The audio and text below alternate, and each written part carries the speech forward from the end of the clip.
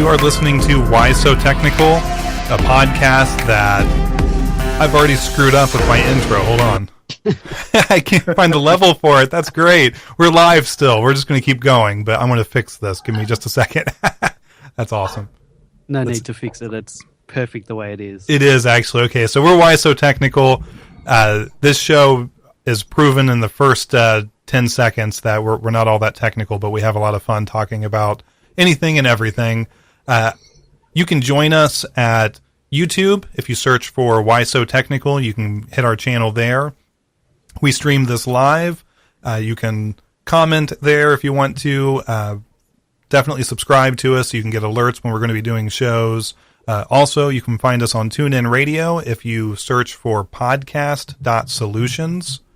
And a third way you can connect while the show is live is at whysotechnical.com. We have the audio stream. We will have the video next time, and we'll have links to where you can connect to us.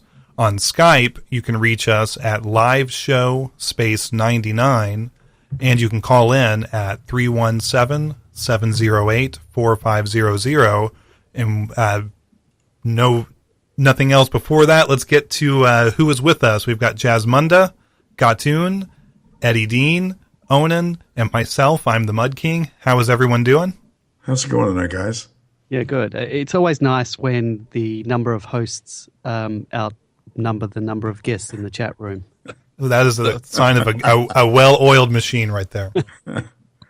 Well, our audience is just discriminating. Yes. So. Well, we've got 2 watchers on the YouTube channel, so I mean we're already cooking. So There you go. Nice. I mean, Are you counted as one of the watchers? Yeah. yes, Yeah. I am one of the watchers. Well, I wasn't going to say anything, but I was just watching it to make sure it was working too. So at least now we know hosts outnumber on all venues. So. And when you said that we were on YouTube, I immediately looked up at my webcam just to make sure that Gatun or Mud King aren't hacking into my webcam and turning it on and putting me on YouTube for some reason. So Eddie, do you see a green light on your webcam right now? Yes, I do. Okay, well then everything's working exactly how it's supposed to. No, I don't. I'm kidding. I put a piece of tape over all my webcams just so the government doesn't hack into my private fapping. You call that private fapping? Because I usually pay you $9.99 a month. It comes right out of my account. Well, there's different definitions of fapping, I guess. Oh, okay. There are?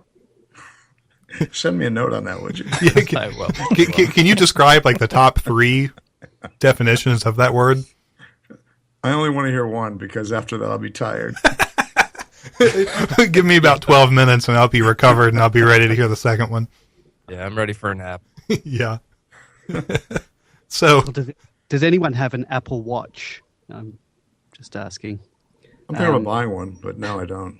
Because I was told that if you have an Apple Watch and you engage in one of those acts that we were just talking about, Apple can track your schedule. speed per minute, faps per minute. Oh, yeah. They can tell you how many calories you lose and how fast the fapping is going. Because, I mean, the watch is on your wrist, right? Yeah. Well, I usually don't put mine on my wrist when I do that. But I was going to say that throws the balance all off. When I do that. that's the reason why I got 2 different wristbands. I got a really small wristband and a really big one. I wear the small one when it's on my wrist. I remember Jasmunda posted a picture of someone who was fapping and one arm was huge, and Yes. it was funnier when you posted it than me telling about it. But it was funny. I think that was from Family Guy. Yeah, it was. Well, Hilarious. have you seen the M. Night Shyamalan? And I don't know if I said his name right, but the movie that he had, the Lady of the Water, I think the name of it was. Yeah. I know what you're talking about. But I don't remember the movie. It was a terrible movie, but the thing I remember from it is there was one guy that one of his arms was huge, like he worked out every day with it, and the other arm was really, puny, and and like the whole time you're like, okay, obviously they're going to make a joke about this at some point, and instead what they do is there's a point when they're being attacked by whatever the bad guys were in it, and he's able to use that one arm to repel them. I'm like, come on, there's no way you're writing this story and you think, I'm going to make a guy who has one arm super pumped up so that he can save them from the right-hand side. Yeah, there's more to that. I forgot all about that guy, but yeah, you're right. There wasn't even one jack-off joke at all in that whole movie. What's wrong with him? And when I left the theater, I asked for my money back. I'm like, as soon as I saw that guy, I saw clear foreshadowing, and it didn't pay off. Damn. Speaking of paying off, how many of you guys are Game of Thrones fans? I know 2 of you, so I guess my question really is to Gatun and Onan. Are you guys GOTers? No, I don't watch it. Okay, so go ahead and mute your mic. No. Go ahead and mute your mic too then. So Eddie and Jazz, how did you feel the payoff of season 6 went? Yeah, I was quite excited about it. For once, we weren't sort of left with a, feeling of sadness of having, your favorite characters being killed off. So it was sort of nice in that perspective to see the good guys sort of get one back. Winter's and, coming. I mean, the Mother of Dragons she has her ships and she has her army, and her 3 dragons are basically full grown. So yeah, she's heading to Westeros. That was, I think, the last shot, and yeah, that was pretty inspiring, pretty cool. I'm really looking forward to next season. From what I understand, they're bound to kill her off now. Right. Well, that's what's crazy about this last season. And if anyone is listening to this and doesn't know what happens in season 6, then stop listening. We don't want you to be a part of the show anymore. But but then wait until you've watched it and come back and listen to it, and go ahead and catch up with all of the past seasons too. But where was I going with that? But yeah, this season, the way it ended. What's that audio? That was like a really scary. Like either someone is recording an EVP while we're doing this, or winter is here. Okay, so I'll go a different track since I took myself off on that. Onan, when you hear people talk about Game of Thrones, do your eyes glaze over, or do you have any interest at all in it? My wife's a big fan, so I get a lot of it from her. But I just left a job where my supervisor was batshit crazy, and like Ramsey crazy, like control freak, do everything my way, or anyway. It was, she was a big fan, and you would get her talking about that, and she would just spend an hour talking. It's like, so my strategy was anytime she started going crazy, I'd bring up Game of Thrones. And it was tough because I had nothing to talk about. So what's happening on Game of Thrones? And then she'd take it from there. She would. Like on a good sitcom that you see the clock just jump forward 60 minutes and you're like, okay, well, thanks. Great conversation. Good luck with that. Winter's coming and all that stuff. She made a claim to me that she didn't know anything about Game of Thrones. And so she started binge watching it, and she binge watched every season in 3 days. Wow. And I was like, wow. And so then we're talking about something that I mentioned that one of my hobbies was video gaming. She looked at me and seriously said, people that play video games have no life. and I said, you just spent 3 days watching Game of Thrones and I don't have a life? Yeah. And by the way, you're dressed up in period clothing now too, lady. Come on. So, yeah, it was... my wife really enjoys it. I watched the first season, and then they killed off the Sean Bean, and I was like, what the hell is this? That's the only reason I was watching. Well, there was a lot of work. That's what made the series so different is they did kill off, the main characters like they did in the first season, I call that bait and switch. It is, but it was worth it because then it made it clear that anyone can die except for the most popular character who cannot die. But that's the point I was going to make, is that at the end of that episode, think of what the production costs, how much they've gone down because they killed off half of the cast in like one scene. Well, but they add like 3. Yeah, that's right. I don't want to come off like I know what I'm talking about because I don't watch this show.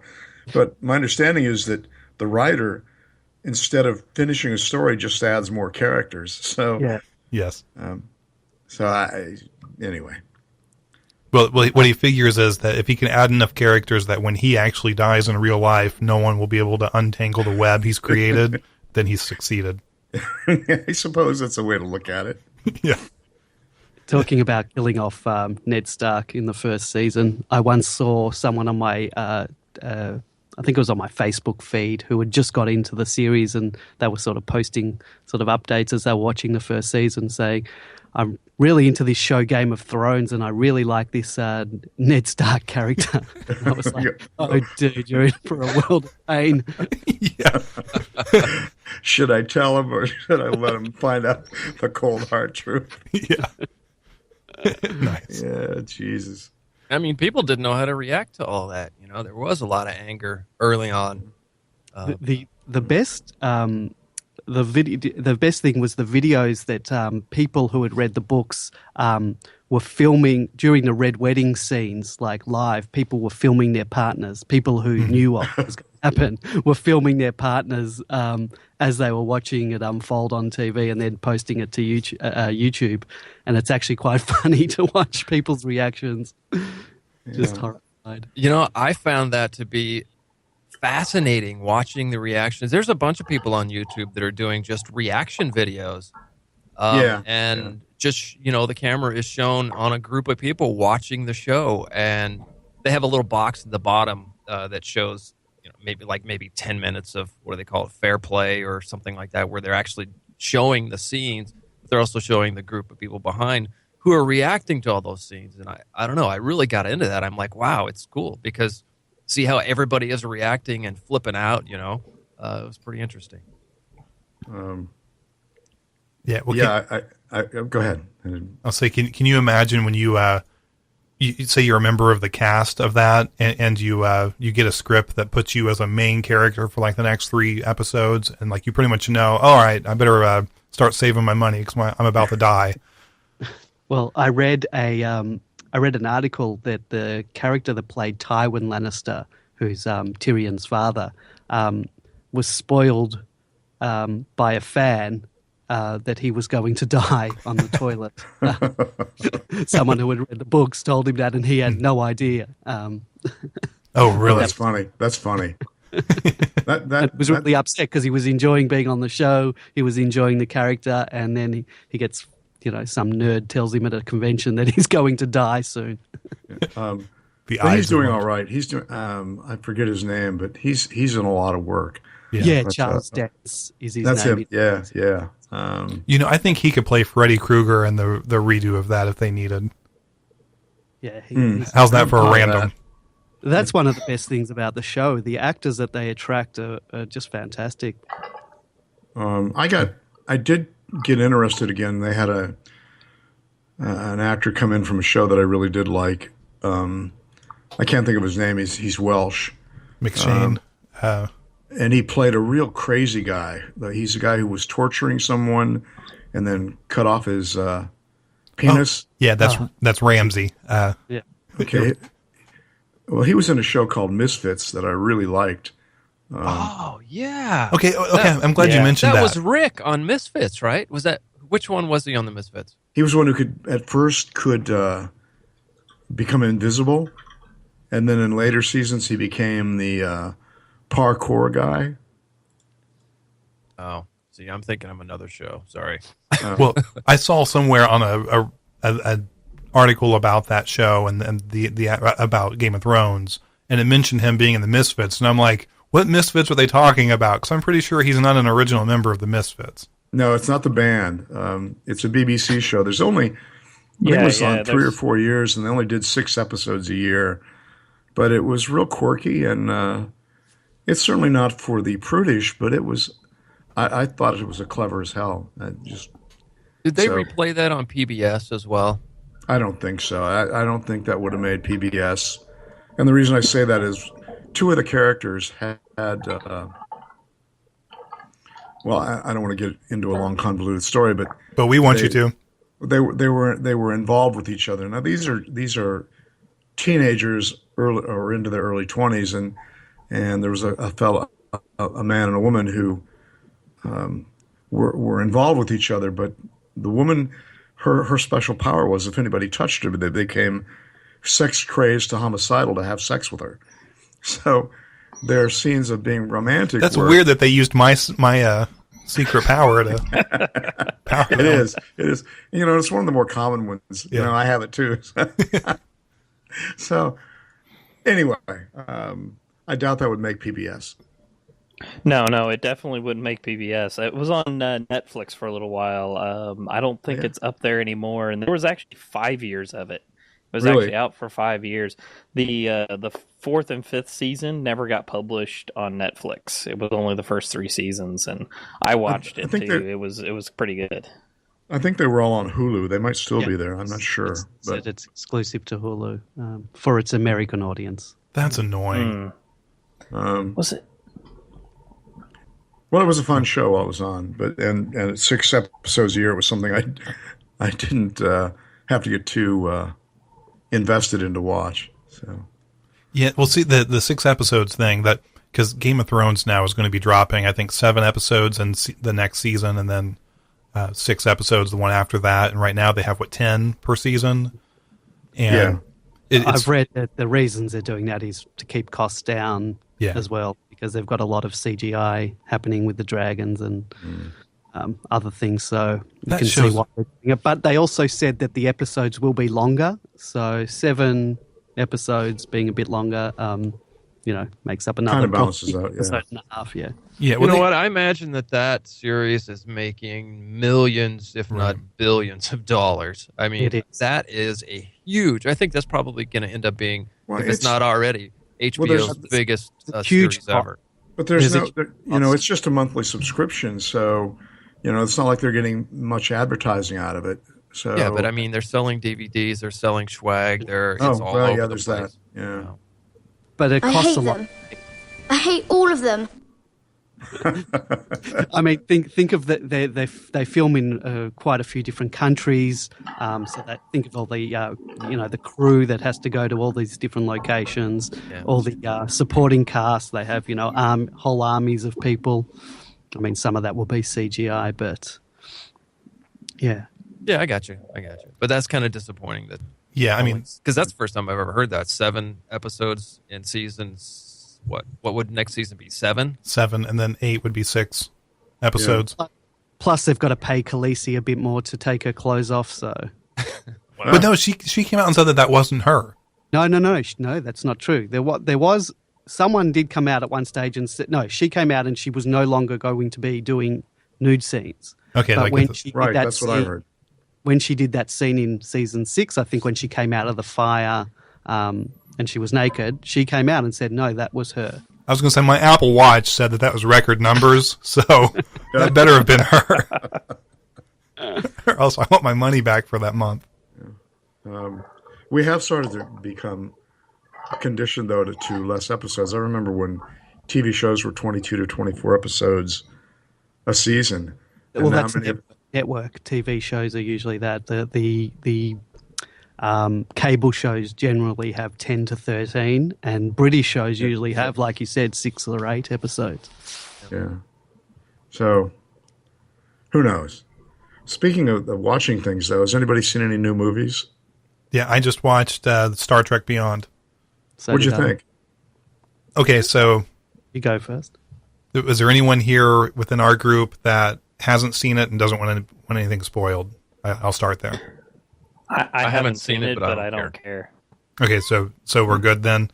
Yeah, we're good. Okay, because I'm not going to. There's not a whole lot to spoil really from the episode, but I just want to be safe and ask that first. I need to just put a recording of saying that the disclaimer. But when I watched You should it, ask the chat room too. oh, the chat room's the chat room. Whatever. If you're watching this on YouTube, too bad. You're about to get spoiled. You're already being spoiled because you're watching us. I'm not I'll going to throw a throw any disclaimer spoilers in out there. about it. Yeah. All Well, right. this Spock movie. is Captain Kirk's father. Okay. Say it again. Spock is Captain Kirk's father. So That's it. we'll put that Well, there is that, but that was really foreshadowed in the last one. I felt actually Khan is Kirk's real father. I don't believe you for some Yeah. reason. That would be a great twist to find out there in this alternate universe. But with that movie, I went into it without any real expectations, and I came out of it just entertained. Like I was telling friends of mine, it's been really hot the last couple weeks and really humid. And if you're looking for a movie to just get in air conditioning and just have an enjoyable time for an hour or I guess I think it ran 210 minutes maybe. It was good. I mean, it did everything it needed to. It really reminded me a lot of old original series episodes where it was just fun with no real need to give a moral message at the end of it, which is more like what The Next Generation would do. And I love The Next Generation, but this really reminded me of the original series. Like it should have. I mean, the first two movies of this rebooted world were just so different. They weren't like anything else. And this one really brought it back to action, adventure, and just having fun. What do you think, Jess? It did feel like, I wouldn't say it felt like an episode, but it certainly had more of that feature to it than the last two movies did. And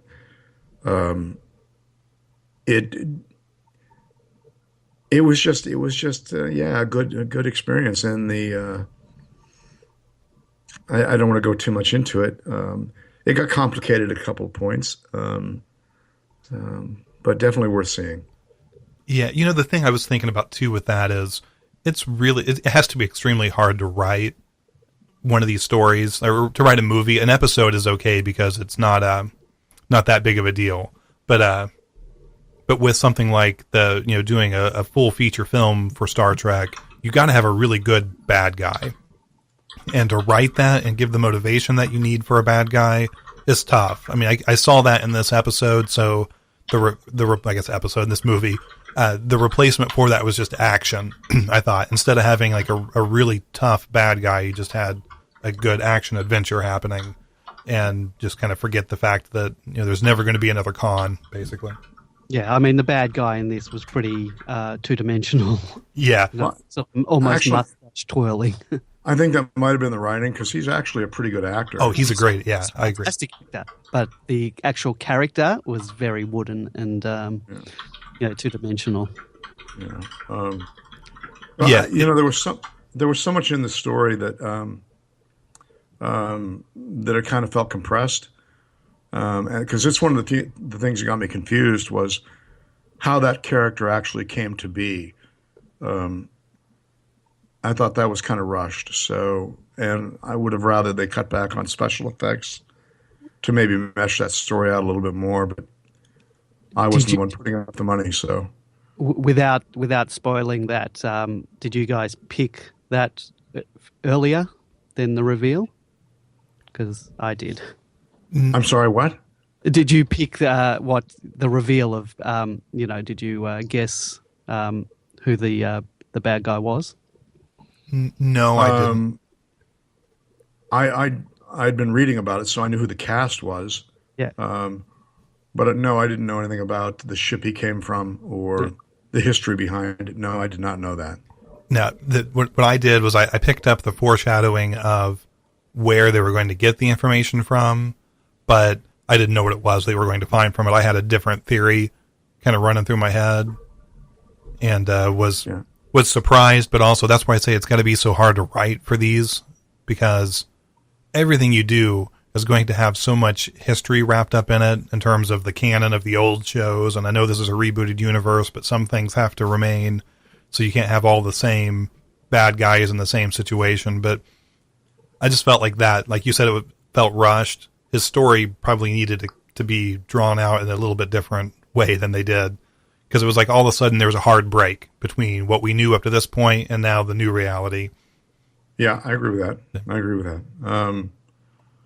I also saw the Superman versus Batman movie.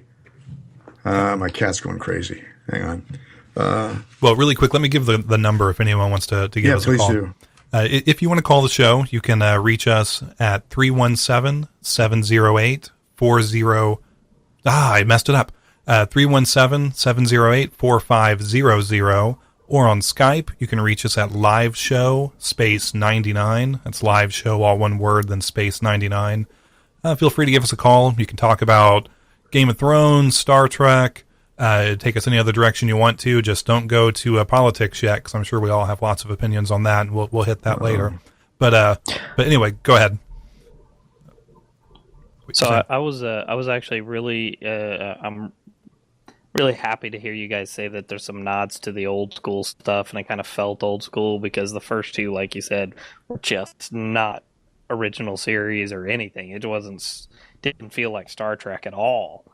And now, if it's got a little bit of that feel back to it, I might accidentally, actually like that show. So, like this movie. So, I think we'll if you're an original series fan, you might get a tear in your eye near the end of it, because it does a couple of things that kind of make you kind of try to touch at your heart, and it worked for me. Yeah, So, yeah, I felt like it was a good reset to where now, because I haven't really liked this whole universe that they've created. The Kelvin universe is what they call it in the rebooted series, this alternate reality. And yeah, sorry, excuse me. Several pieces of it just weren't that exciting to me, and just the way it had flowed in the first two movies. I didn't dislike the movies, but I wasn't crazy about them. I didn't feel the same way I did about most Star Trek movies. But this one, I did feel like, it felt like a Star Trek movie, and I enjoyed it. They've definitely gone away from, in I would say, the 90s on, Star Trek had to have a very scientific explanation to the fix of whatever they did, where the original series was just action, and the interplay of characters worked out whatever the problem was. And that's how this movie was too. It was very much original series versus the Next Generation, which makes me wonder, because again, I do love the Next Generation. What did that get rebooted, do you think? Does that well, there's a new Star Trek TV show coming on, so we'll find out. But I really liked the Next Generation when it came out. The first 2 years were kind of slow, but then I really did start liking the series. But because of now when I go Riker's back, beard? well, when I look at it now, when I try to watch one now, I'm like, boy, it just doesn't have the appeal. But yet, the original series, I'll sit down and still watch those. So I don't know. I don't know what the difference is. Yeah, it just feels like the Next Generation is a little bit dated. Some of the episodes, I can't pin down the reason, but yeah. You know what it is? I think in the original series, the technology to produce a show like that was so poor that you just went with very cheap stuff. Cheap sets, cheap technology and special effects, and so it had to be character driven. And in the new series, technology had advanced in making movies and TV shows that they really tried to make the sets and the special effects a part of it, and that falls apart over time. I think the way I would put it out there is that the original series was more along the lines of Gunsmoke, which it told you a story every week and you liked it. But then the new one was more like Bonanza. Not only did it tell you a story, but it dropped a little moral on your lap at the end of the show. And I don't know. That's kind of the difference. That's really funny. Because you're right. I mean, because with Bonanza, I liked that show, but I wouldn't sit down and rewatch it right now. But exactly like the Next Generation. Gatun, you said you just finished rewatching the Next Generation. I saw you type that in the chat. After doing that, give us your thoughts. Yeah, it's sort of, when Next Generation came out, I was quite young, so I actually grew up watching most of them. But I sat down and I'd never actually watched it from beginning to end, episode after episode, just like it was, chronologically. And so I actually did that over the last couple of months, and I actually just finished it up last night. I watched the very last the 2-hour ending show, and it's just it still is the Star Trek that I remember. That was what introduced me to that. Now, I am a big fan of the original series, too. I went and rewatched it from the beginning as well, so... That didn't take nearly as long, did it? It didn't take nearly as long. I attempted to do the same thing with Doctor Who from the very beginning. Now, when you say the very beginning, what do you mean? All the way back. All the way to the original. Wow. Okay. The original, and the problem is that not all the episodes exist. So some of the episodes have been lost over time, but I did watch. Yeah, I got up into the 80s before, like the early 80s, before I kind of ended up losing passion into it a little bit. Has that show ever been off the air? Yes, from 1989 to 96. where they did a TV movie in '96, and then from '96 until 2005, it was off the air. Oh wow! Because Those missing episodes in the '60s, they actually do exist in audio form, and you're not a true geek until you've listened to those. Oh yeah, I went back and I watched several of them that were audio only, and they were still frame pictures. Yes, they with have audio. those. It was Yeah. it's fantastic to watch just because. I mean, you can walk around. I just walked around the house with it on my earphones at that point and just listened while I was working on stuff. But you Yeah, guys are Dedication. much more forgiving than I am. I remember I lived in a little podunk town that had hardly any television in the '60s, and they did show Doctor Who, and I remember seeing the Daleks. Is that it? Daleks.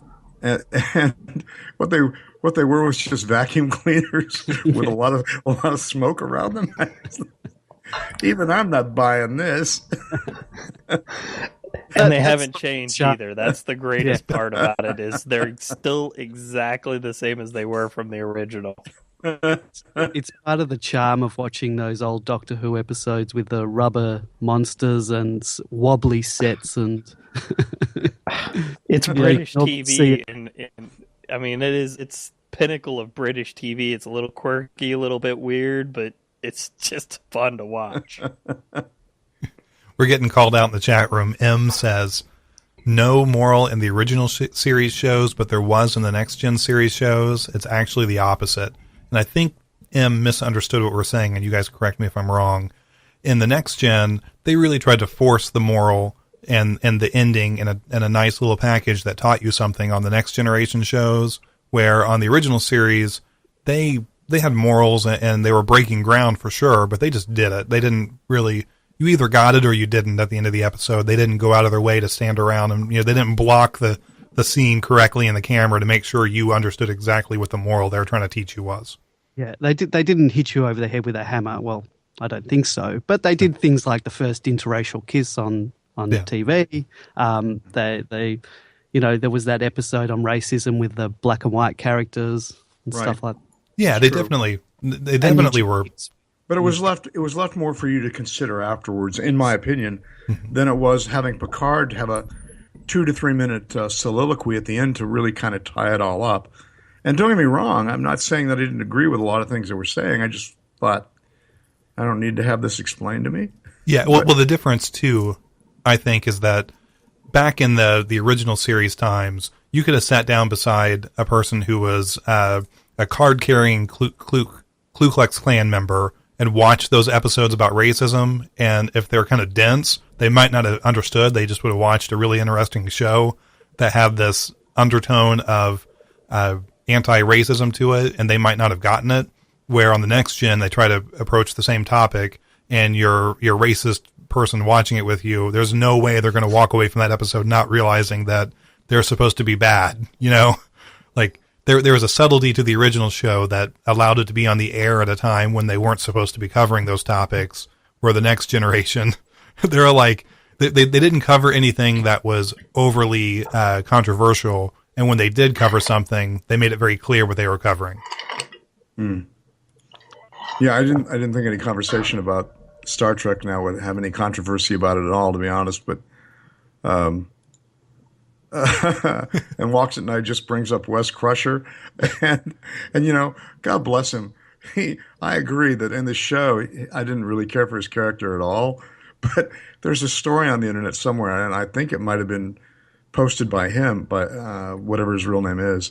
It's Will Wheaton, right? Will Wheaton, yeah. Will Wheaton. Where somebody's giving him shit and he pretty much just tells him to fuck off. I thought, yes. Now, why didn't we see that on the TV show? Because I'd have watched that. Yeah, I agree. See him well because he ascended, like the character Wes Crusher ascended to some kind of higher plane of existence where the real one is actually an interesting character, the real guy here in the real world. Yeah.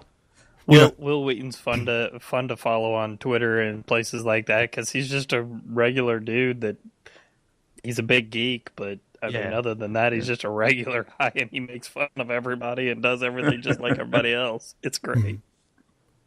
Well, you know, I was watching Futurama, which the first few seasons of Futurama were such a great TV, or great cartoon.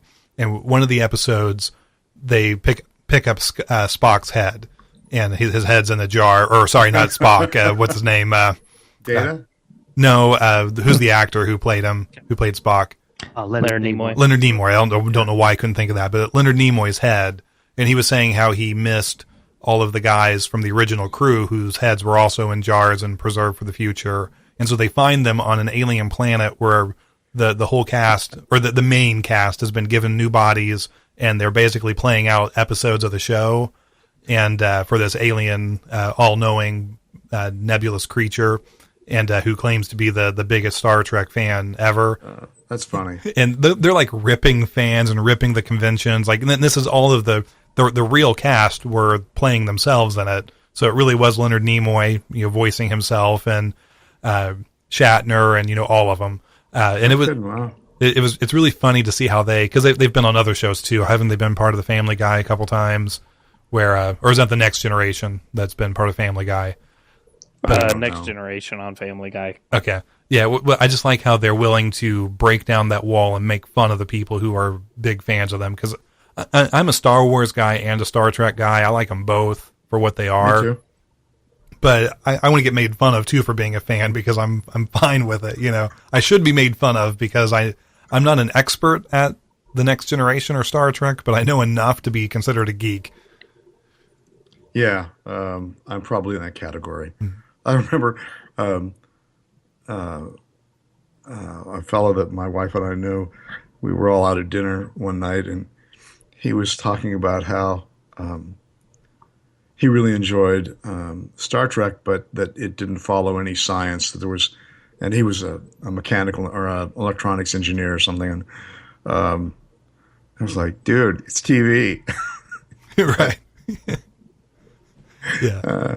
Well, did you ever watch Stargate, or like the TV show Stargate? Oh yeah, yeah. As a matter of fact, that's probably my favorite science fiction show. Yeah, I like those too. Go ahead, Jess.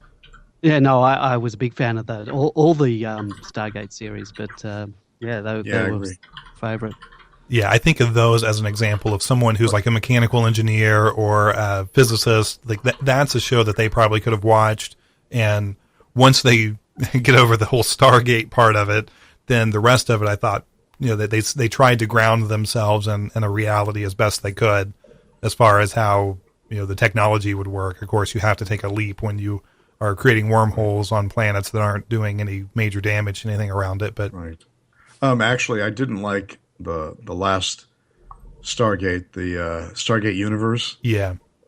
I wanted to, but boy. Anyway, Well, that show was just it had potential, but Oh yeah, yeah.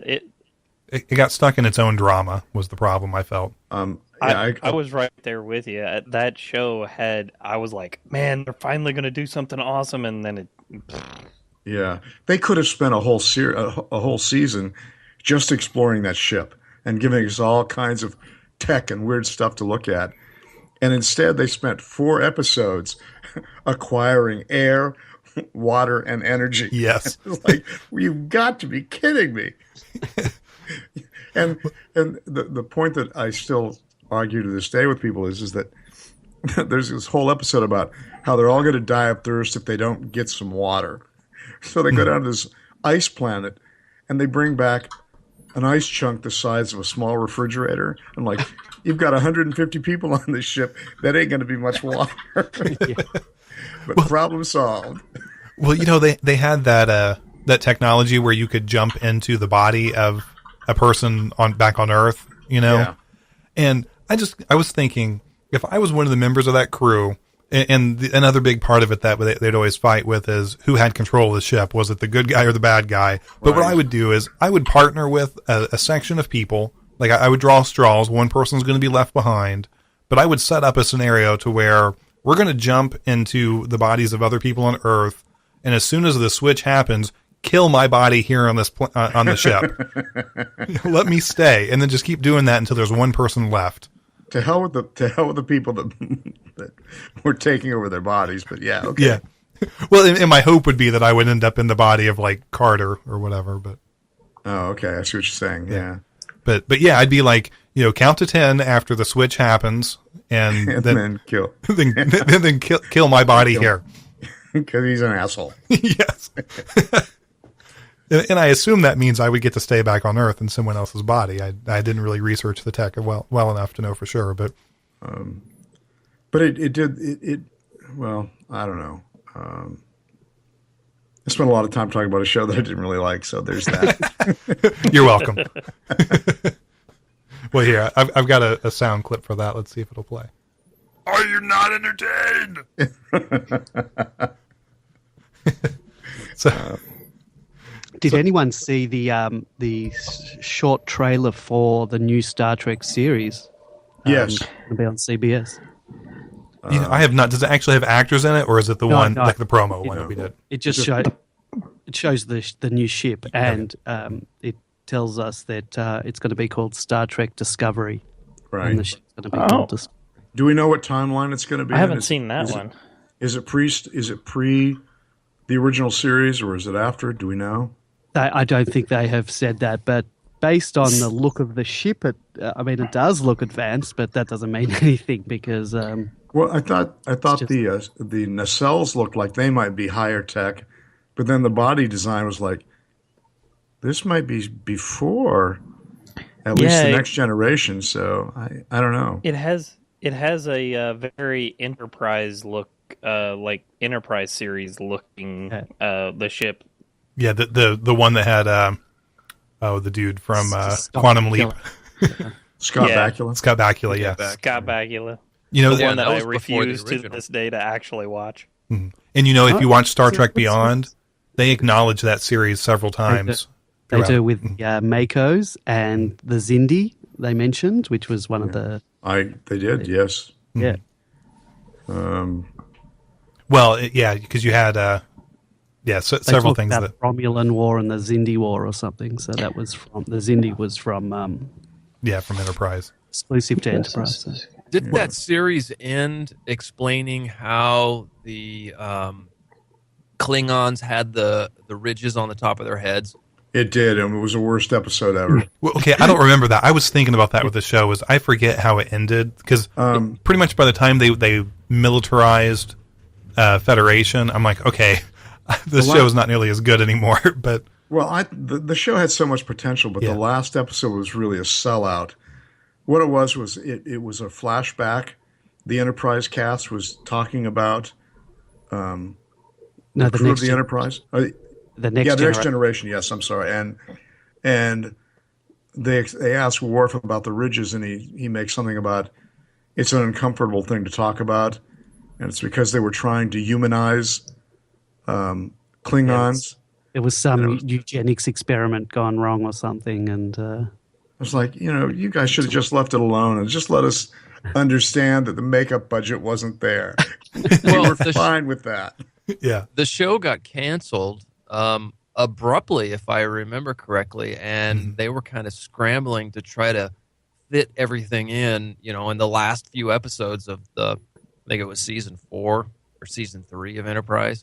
yeah, I was really I annoyed. kind of think that's the reason that they threw that in, even though the writing and the whole storyline might have been kind of suspicious or, bullshit, or you didn't like it. But I don't know. I thought that was interesting. But I thought that it was there was some sort of a disease that one of the doctors was trying to fix or maybe even create with the Klingons, and that was the explanation for their ridges. I can't remember. That might be it. I don't know. I was just like, oh, come on, guys. We're all adults here. We realized the first show didn't have enough money or creativity. They didn't have CGI back then. Christ, look at the Planet Killer episode. If that doesn't look like a used condom, I don't know what does. Damn it, Jim! I'm a doctor, not a makeup and set designer. That's right. So I don't know. Well, with that show, I mean, do you guys agree that once they went to the whole idea of taking the Enterprise and trying to outfit it as a military weapon to go destroy an entire culture, that it sort of separated itself from anything else that had been done in the Star Trek world. Yeah, I mean, I didn't give it that much thought, but your point is well taken. But in defense of that, it is an earlier time period before the Federation existed. But so there were lots and of the whole planet there. Earth was under attack too. Yeah. Yeah, they took out Florida. Yeah. But wait, aren't we friends with the Vulcans? Couldn't they have just gone and couldn't they have warned us this thing was on its way? Yeah, but the Vulcans Vulcans didn't like us. they were Well, I know, dicks yeah. because they didn't. They had the Right. whole Prime Directive thing going on already, and you know, Okay, so They how were- about they this? were the a equivalent fairly of the peaceful English. race. I'm Yeah, going they're to fairly- I'm going to rip this somehow. Now, okay, so this was the future. So hadn't they knew the whole history of the George W. Bush administration. So how did they not weaponize the Enterprise and go after them? I don't know. Okay, I'll stop there. That's the end of my my ripping, because the first couple seasons of that were great. Like the character of T'Pol, I thought was really good. The way they try to explain, a character that doesn't have any interest in getting to know who humans are and what they're doing, and then the way she transitions to becoming a middle ground to connect Vulcans and humans was pretty cool. I think there were a lot of interesting characters that they just didn't spend enough time really letting us get to know them or flesh them out very well. Like I think he might have been Russian. I don't remember but he was the kind of the military guy. it's British. And then a year or so into it, they bring actually military people on and just kind of snub him. I'm like, what the hell is that? Yeah. If that's the guy I'm thinking of, he reminded me of the guy on Jurassic Park that you didn't have to say anything, but you knew he was an expert at whatever he had to do in the moment. Do you know? I think that's a good point. Yeah. T'Pol was the one I liked the least, but to each their own. What about, was his name Tucker? Is that the guy I'm thinking of? Was that his name? Because they called him Tuck. Trip Tucker. Yeah, he was my Trip. Okay, yeah, he was my Trip. favorite character from that show. Yeah, my wife that was her my wife, that was her favorite character. I liked Scott Bakula, but and then the dog. That was I like the second. dog. Yeah, I actually, like the Doctor too in that. Doctor Flops. was good as well. Oh yeah, Yeah. I wish they had made movies of that. That would have been kind of interesting to see how they brought that cast, because there's a lot of really good actors in there. And that's not to take away from the current set of younger people doing the movies now, because they're all really good too. But it would have been interesting, I think, to see that series. What did you think in the movie? The revelation that Sulu is gay. Yeah, I thought, what a waste of time in film. Well, to me, they didn't even really. I was okay with it because they didn't really push it out there too far. I mean, if you didn't really care to look any deeper than just watching the movie, you wouldn't even have picked it up, Because George, is it George Takei or George Takai? George Either way. Takei. Takei is how you say it. It's Takei. Yes. Wasn't happy Right. with. Yeah. Well, I think he didn't know. surprised- I think he was misinformed. If he had seen the movie before he commented, because he was upset that I hadn't seen the movie. because he said he was upset because his character in the future of him and his timeline, he has a daughter, and in this movie he has a daughter, and they don't force it. His problem was don't make a character be gay of the core group just to make a gay character. Like he was all for having gay characters in the movie, but you don't need to force someone to be different than what they were before just to make that point.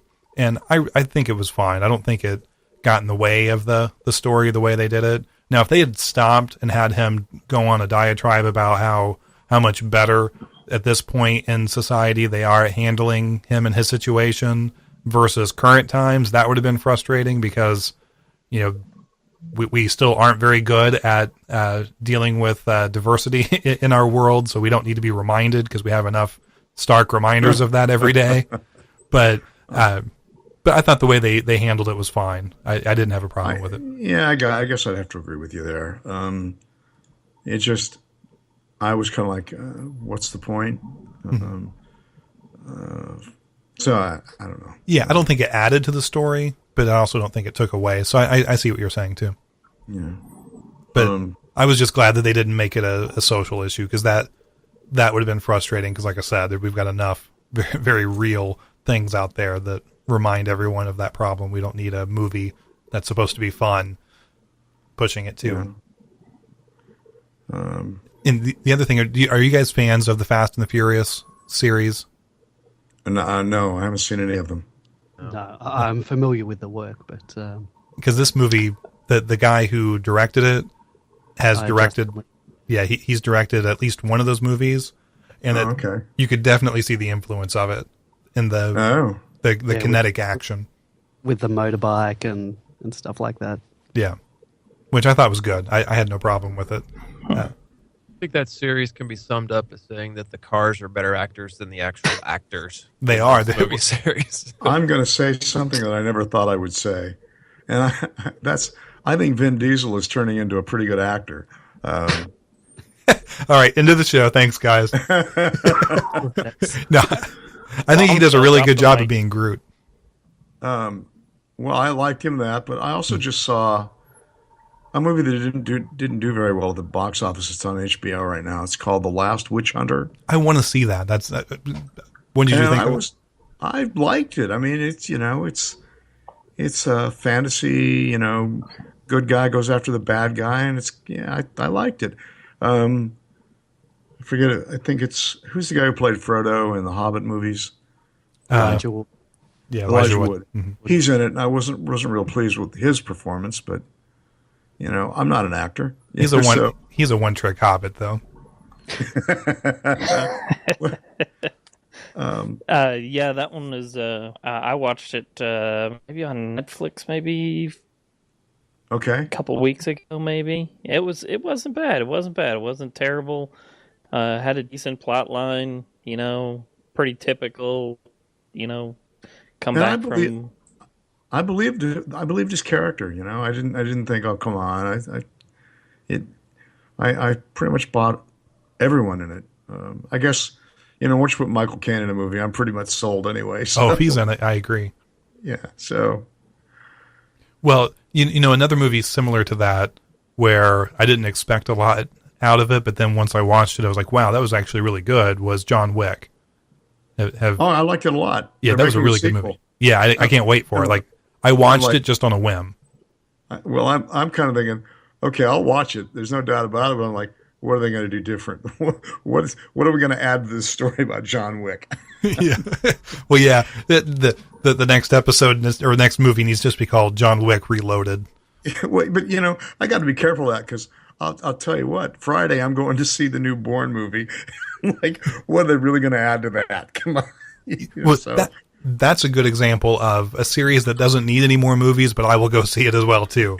I'm like, pretty much just like we were talking about Game of Thrones, that once your character becomes popular, be prepared to be killed off. And Jason Bourne, if he has any kind of crush or any intimate relationship with you, you're going to die. You're dying. You're going to die. Here's your red shirt. Yes. So here's the question: has anybody actually read any of the book from the Bourne series? I tried to read one of them, and I thought there was only one book. I didn't realize there was more than one. no, there's 3 books, but they. Oh, really? Okay. Oh no! There's a whole lot more than 3. Oh, is there more? Okay, I only know. Oh, yeah, I guess they there's- probably packaged them together because of the movies. Is why I think There's something like 10. Wow. Wow. I just read the Bourne Ultimatum, and I was like halfway through the book, and I'm sitting here like, this has got to be like the last page. Nope, only halfway through. Yeah, I can't do that. I'll watch It was Matt Damon bad. kill a bunch of people. But the books and the movies, besides generalized idea of a man who lost his memory, they are nothing even close to being the same. Really? So, yeah, Well- they're not even in the slightest. So. Not to try to to force those movies to be something in the real world, because obviously these were movies. But at this point in Jason Bourne's life, doesn't he have to have arthritis? In the You would books, think. in the last book, he's in his 50s. Oh, really? In the Okay. in the third book of the series, The Bourne Ultimatum, he's actually in his 50s. So then, the guy who originally wrote the first books, Robert there's somebody Ludden. else who Luddenham. Yeah. Yeah. Somebody else wrote more books, and I think he came back and wrote some more. So there's a whole. I mean, the Bourne idea is not just going to follow Bourne either. I mean, it changes and goes like 100 million different ways. I'm not going to read anymore. I think I'm done.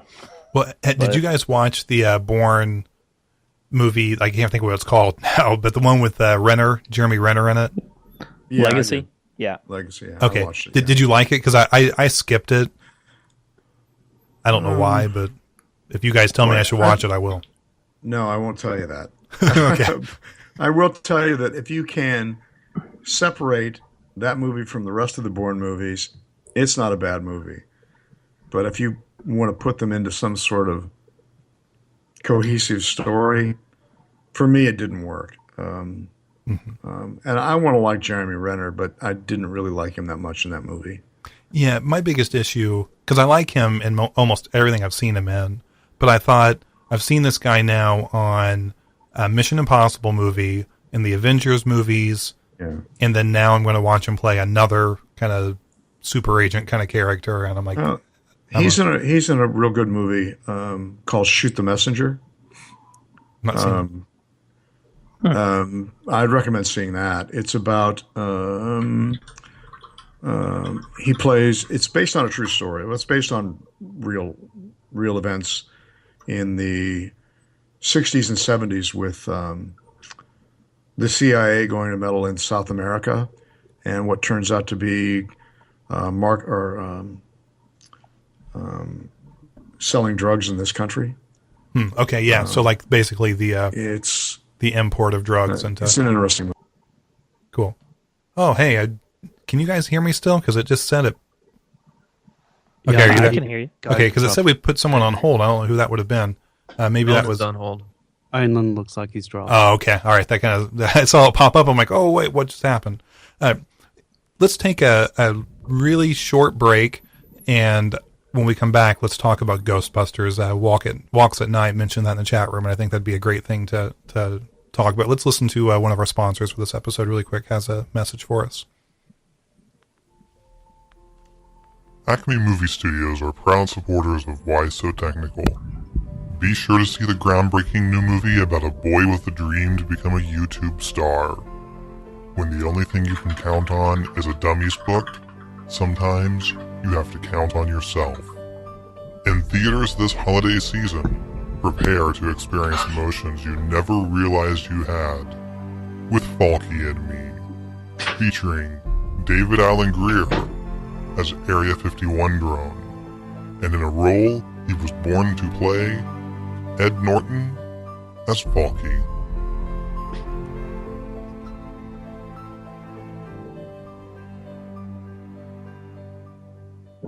We want to thank Paramount Pictures for sponsoring this episode and promoting their new movie, Falky and Me. So, okay. I kind of want to see that movie now. Won't it be great? I mean, I am excited to hear how they Ed take Norton that. Jr. Yeah, this can be awesome. I can't wait. Okay, see if I can get Owen back after that. I was trying to as I was playing. So let's go around the room. Who has seen the new Ghostbusters remake? Hey, guys. Hey. So, Not me. I've not seen it. okay. Nor have I. But I don't mind. Have you seen it, Jazz? No, I haven't. But if you're going to talk about it, it doesn't bother me because I don't mind being spoiled. Okay, Gatun, have you? Gatun, are you there? Hello. I see you, and I think I see you're still connected, and I hear you typing, I think. But anyway. Okay. Well, the next step to this is, are you a Ghostbusters fan of the original movies? Well, Yes. does anybody here watch or has seen the Honest movie trailers? Yeah, I haven't seen any for Ghostbusters, but yes, I have. Okay. Well, it makes a wonderful point and that is it says that everybody's complaining about this new movie is shitting on the original movies, and they said it's too late. The second Ghostbusters movie, Ghostbusters 2, already shit on the first movie. That's a great point. So I'm trying to really be fair-minded about this because, I remember who's the comedian, the female who just Joan Rivers. I saw her on television early on the Johnny Carson show years ago, talking about how difficult it is as a female to be a comedian, and that they weren't allowed to do some of the things that men are. And one of the things was, like, we can't get up and make a lot of faces. Now, things have changed over the years. That was in the 60s when she said that. But I do still think that a lot of people are reluctant to accept females as being as funny as men. So I wanted to kind of leave some elbow room to be gracious about this. But my gut instinct is going to be, I just don't think it's going to be there. So, yeah, I don't know. I mean, Leslie Jones, who has taken a large brunt of the trouble with this movie, as far as like people singling her out to attack, is frustrating because she's really funny. I think she's like Saturday Night Live is definitely in a long-term downward spiral in terms of comedic anything. But go ahead. I haven't watched Saturday Night Live since the original cast split off. I think Eddie Murphy was the last time I gave the show a shot, so that tells you how long it's been. Yeah, it's been a little while. Early 80s. Yeah. I think they had a couple times that were really great, like in the 90s, and a part of the 2000s were good too. They didn't really live up to the same example, but it was good still. The current iteration of it just is not interesting to me, except for her, because I think she would fit in a lot of the other times and knows how to make fun of herself and play a moment. Like I can imagine her and Chris Farley just playing off each other really well, or even Belushi they would do a really good job together because nothing is off. I mean, what's his name too? Will Ferrell would be great together because that ability to make yourself the joke is I think she has that too. But at the same time, this Ghostbuster movie, for her to be successful in it, it has to be a well-written movie to begin with. And from just the trailers that I've seen, it does not look well written at all. And like it's, I think, a good point to bring up that second movie because it wasn't well written either. That was Ghostbusters 2. Let's cash some checks. Right. I completely agree. And this one, I think someone came up with a really cool special effect filter to make anyone look like a ghost, a neon like ghost at a rave. And they thought, let's make a movie around this effect. That's pretty much what it is. And I'm waiting for a commercial, just to put it out there too. I'm waiting to see a commercial that says, go see Ghostbusters. This commercial has been brought to you by Ghostbusters. Because everything seems to be buying into this Ghostbusters thing to use as a marketing tool for Papa John's, for Progressive, you name it. Well, that's true of just about every movie that comes out anymore. Yeah, but I don't have cereal that's sponsored by the Bourne, whatever this new one's called. I can't even think of it now. Although I want it. Cheerios, brought to you by the Bourne Legacy or whatever. Yeah. The front of the box has somebody being shot. Yeah.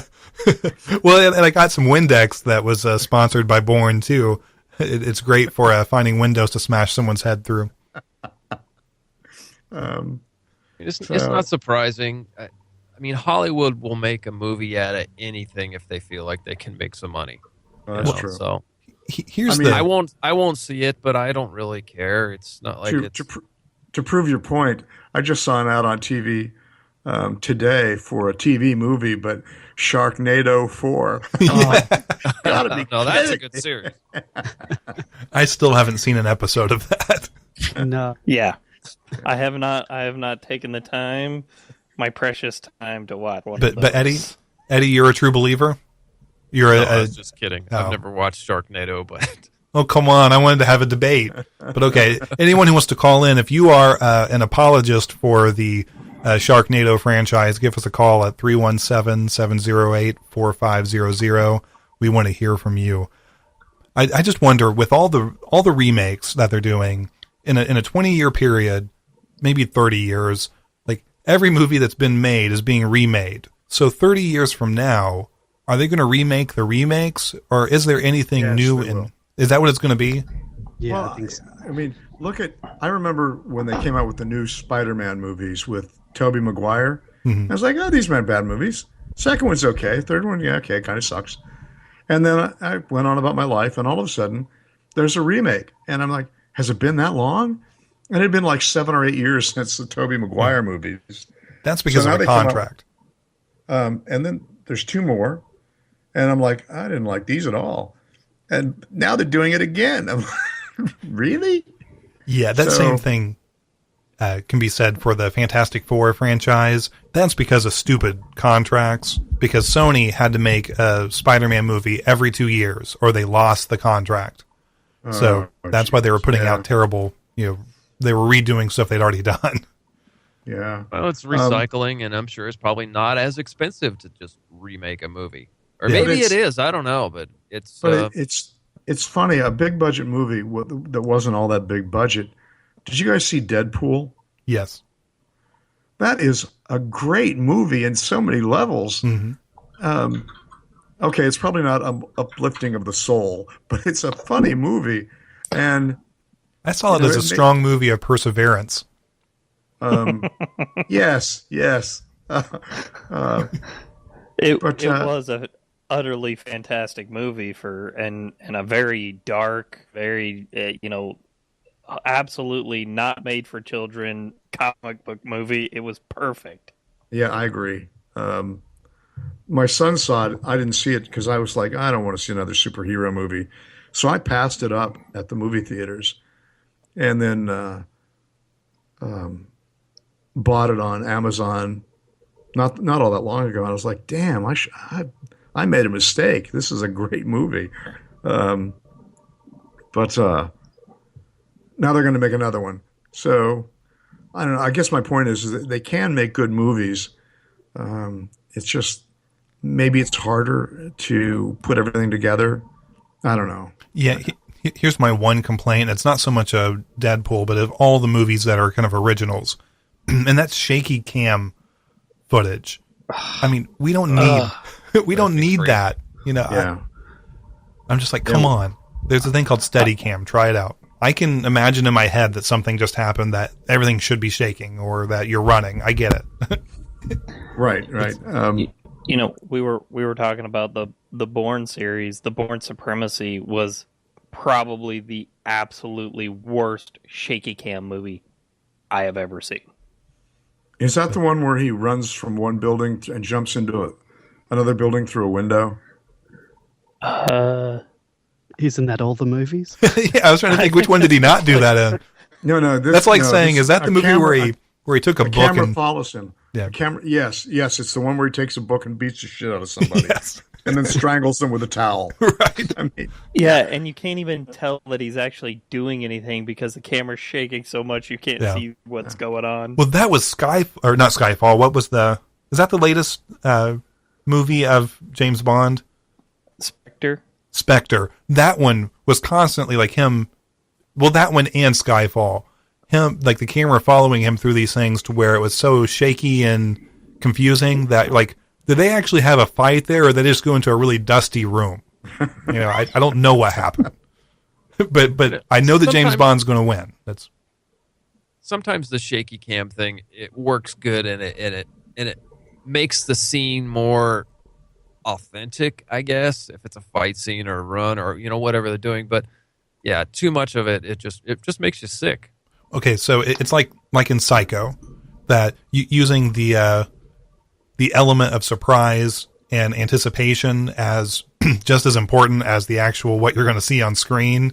That as a tool to be used. That's how shaky cam is too. There's a certain place that it is a valuable narrative method, but I think too many producers use it way too much. And go ahead.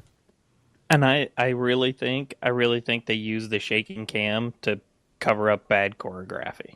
Oh, Joss Whedon actually admitted that in a kind of a side-handed way in his movie Firefly, or was it Serenity? Serenity would be the movie, yeah. Yeah. He said because he said the shaky cam worked to their advantage in trying to film all these difficult shots, and it covered up a lot of mistakes. So yeah, I bet money on it. Don't want to Right. spend the Good point. time to train people properly and just put a shaky camera in, you're done. Yeah. Well- in the chat room, they're talking about making sure that Blazing Saddles doesn't get remade. I don't know if you guys heard at Comic-Con, they just announced Blazing Saddles with Chris Pratt and Denzel Washington's coming out. Are you kidding? What? I'm kidding. Okay. But that's who they would cast in it. It would Yeah. be Chris Pratt starring in Blazing Saddles. I don't think Blazing Saddles could be remade today. Oh, it couldn't be. I think our sensitivities are just too heightened, and when we could, and I get in trouble for saying this, but using the nigger term, in today's world would offend too many people, and Unless you're making a movie about NWA, yeah, it just doesn't end up working out. right, unless you're a black man, you can't say the term anymore, and I don't know if that's right or wrong, but it does seem to be the case. I don't know. Yeah, I don't think that that's one of those movies where it encapsulates the time period that it was filmed in as much as just the comedy inside it does, that to remake it loses so much stuff. What's this Star Trek without the turbulent Star Trek So turbulent? just a Okay, throwback to Star Trek and talking about the shake cam, back in the Next Generation days, they didn't use the shake cam. The actual actors they'd have the steady camera, but the actors would shake if the ship was hit by Right. a torpedo. Right, they would just lean to the left, lean to the right. Yeah. Choreographed falling. That's right. And to tell you how bad, to take that one step further, when I was a kid, there was a low budget TV show for kids about a Mountie. I can't remember the name of it, but I remember in one particular episode, the music was dying down and the show was ending, and they didn't turn the sound off on the characters, so they're talking, but their lips are moving. You can't hear anything. But then as they walk across the floor, you hear them clump, clump, clump. It was like, Was it Dudley Do Right? Is that what? no, this okay. is way before that. This I can't remember. This is probably in the 50s. Oh, okay. Yeah, it won't come to me. You know the things that as actors that they do, that's the mystery of making movies, that would be so weird. Like I couldn't imagine going through an entire career of, like, in the 70s, 80s, well, I guess 60s, 70s, and 80s, honing your craft to be a really good stage actor and movie actor, and then you get to the point of CGI and green screens, and now all of a sudden you're acting to nobody, when you're used to playing off of people. That would be so frustrating. Could well- that have been Sergeant Preston of the Yukon? It could have been. It's not ringing any bells, but that could be right. Yeah.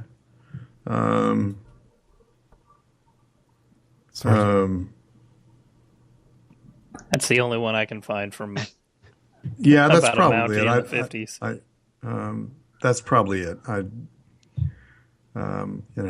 was 6 years old, so. So what's everyone's favorite show, like TV show, that you'd like to see turned into a movie? Oh, wow. Turned into a movie with a whole new cast, like a reimagined thing, or to bring back the original cast. Yeah, reimagined with a new cast of characters, or new cast playing the characters.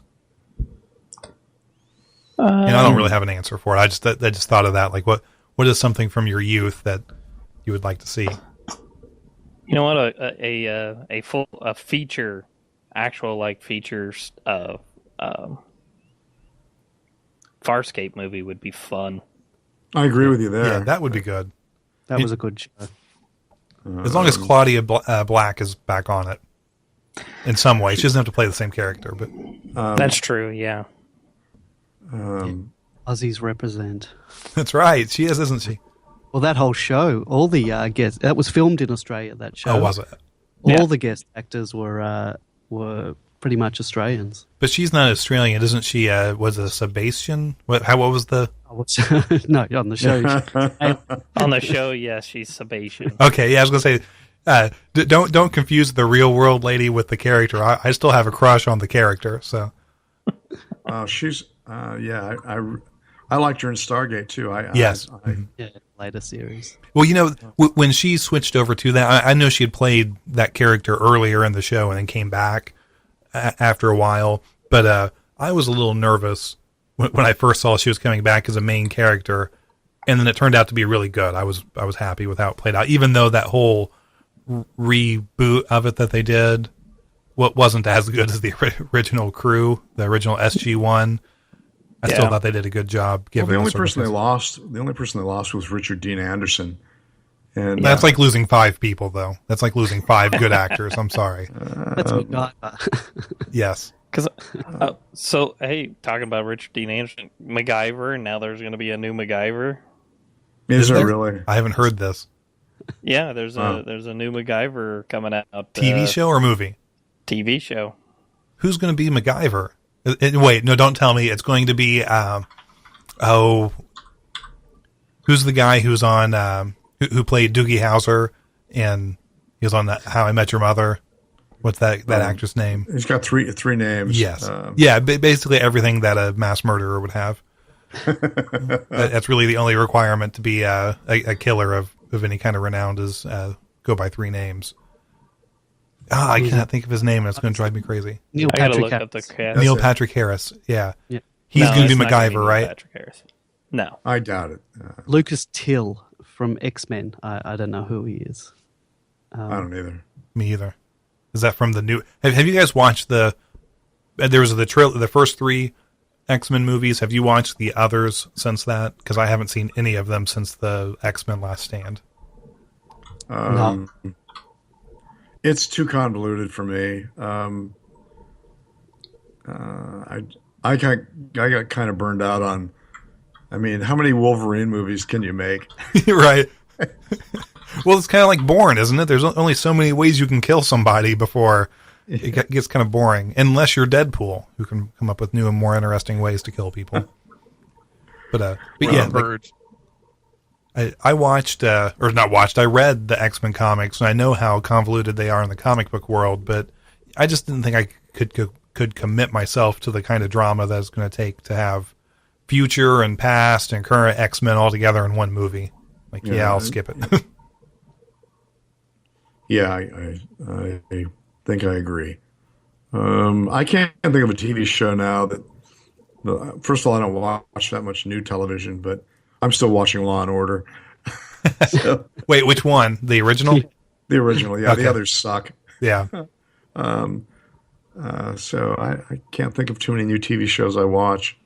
I've been watching the new HBO series, The Night of. Yeah, same. I watched last night the 3rd episode. Is that That good? is absolutely stunning and Really? terrifying at the same time. Yeah. Not for what you think would normally be something that scares you in a movie, zombies or whatever. But yeah, it's a really well written series, and I can't wait to see the whole thing. There's only been 3 episodes, but I think what is there going to be 8 episodes in total?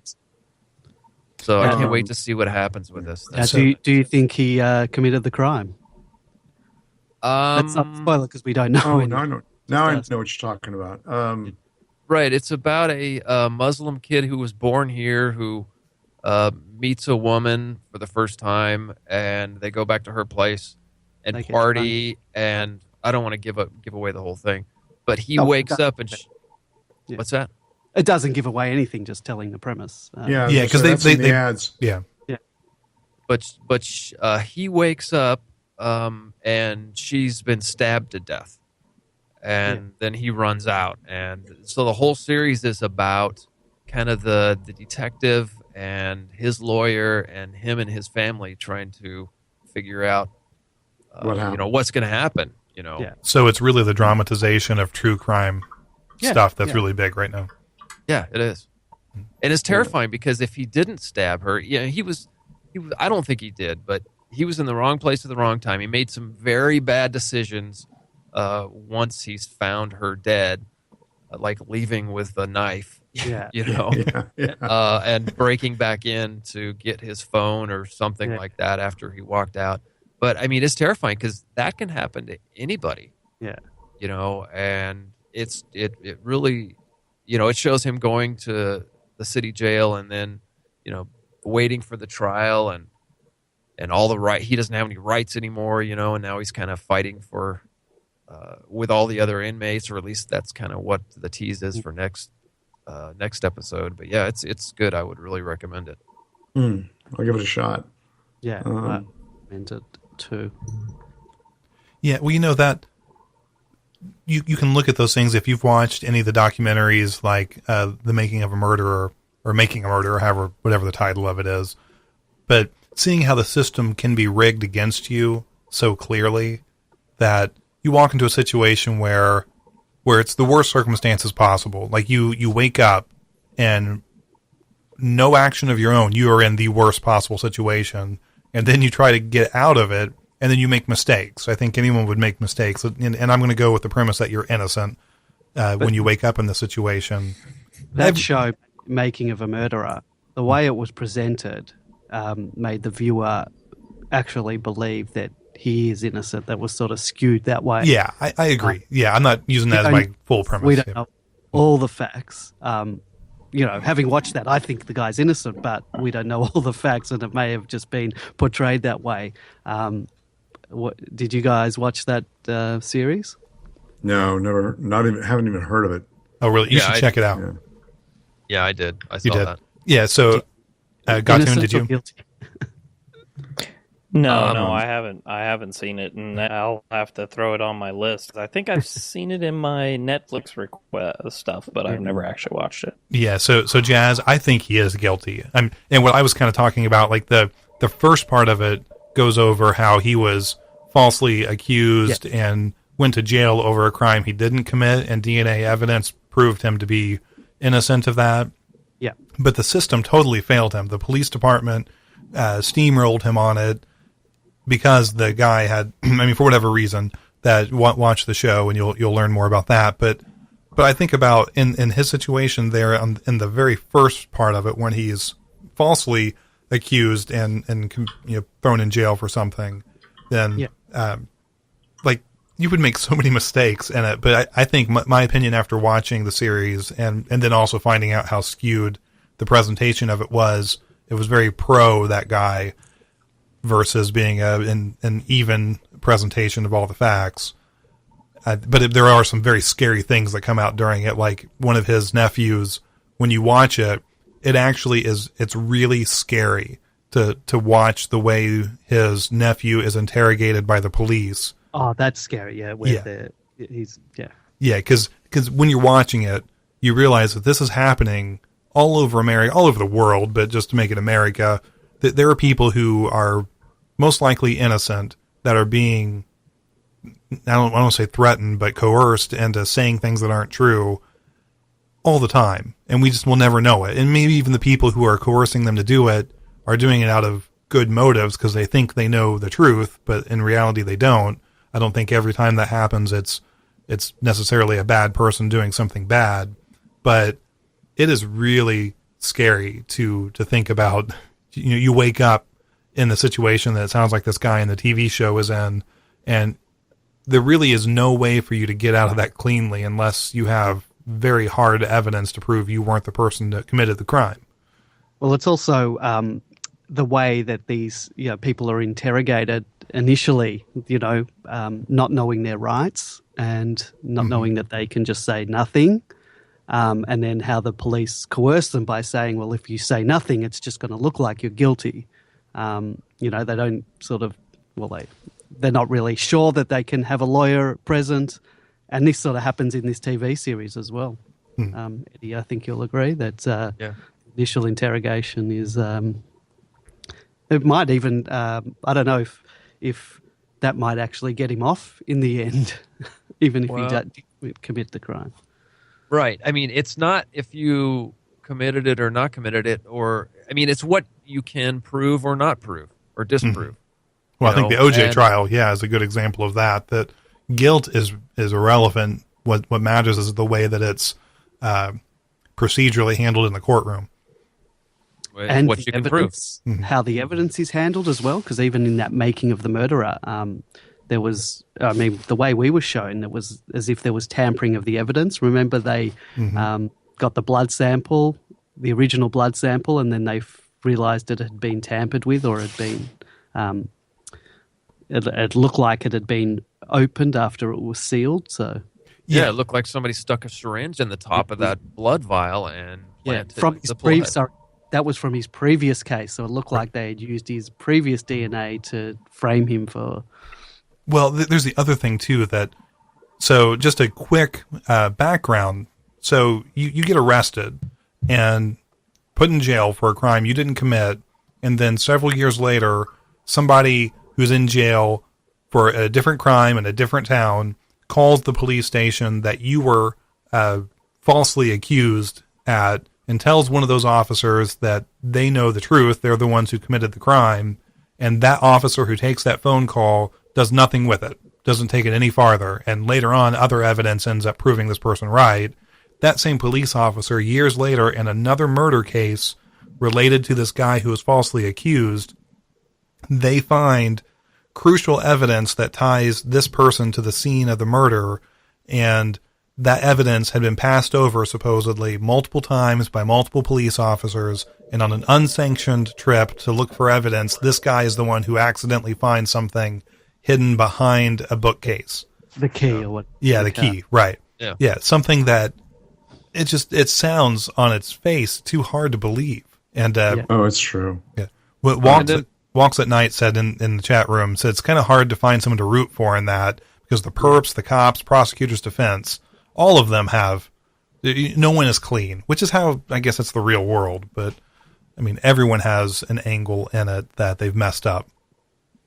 You know, one thing that I take away from some of this stuff is, people don't know their rights. They don't have to talk to the police. But police, it seems like in some of the, and I'm not saying all police, but it seems like some police, especially in some of these documentaries we've been seeing, really see the Constitution or people's constitutional rights as a roadblock for them. So they have, tricky ways on coercing people or getting people to waive their rights and to talk to them. Like, for example, that high school kid who went in and talked to the cops.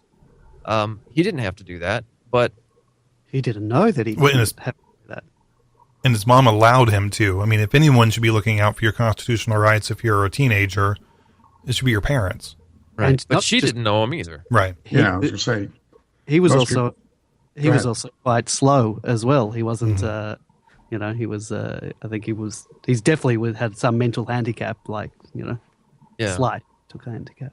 Yeah. it's yeah. tough to know. It's tough to know what to do in any situation because, it's really complicated. Sometimes we're working with people that don't give a damn, are interested or have other motivations, and sometimes it's just a world-wearying job. I mean, I can't imagine what it's like to be an investigator and do one shitty investigation after another.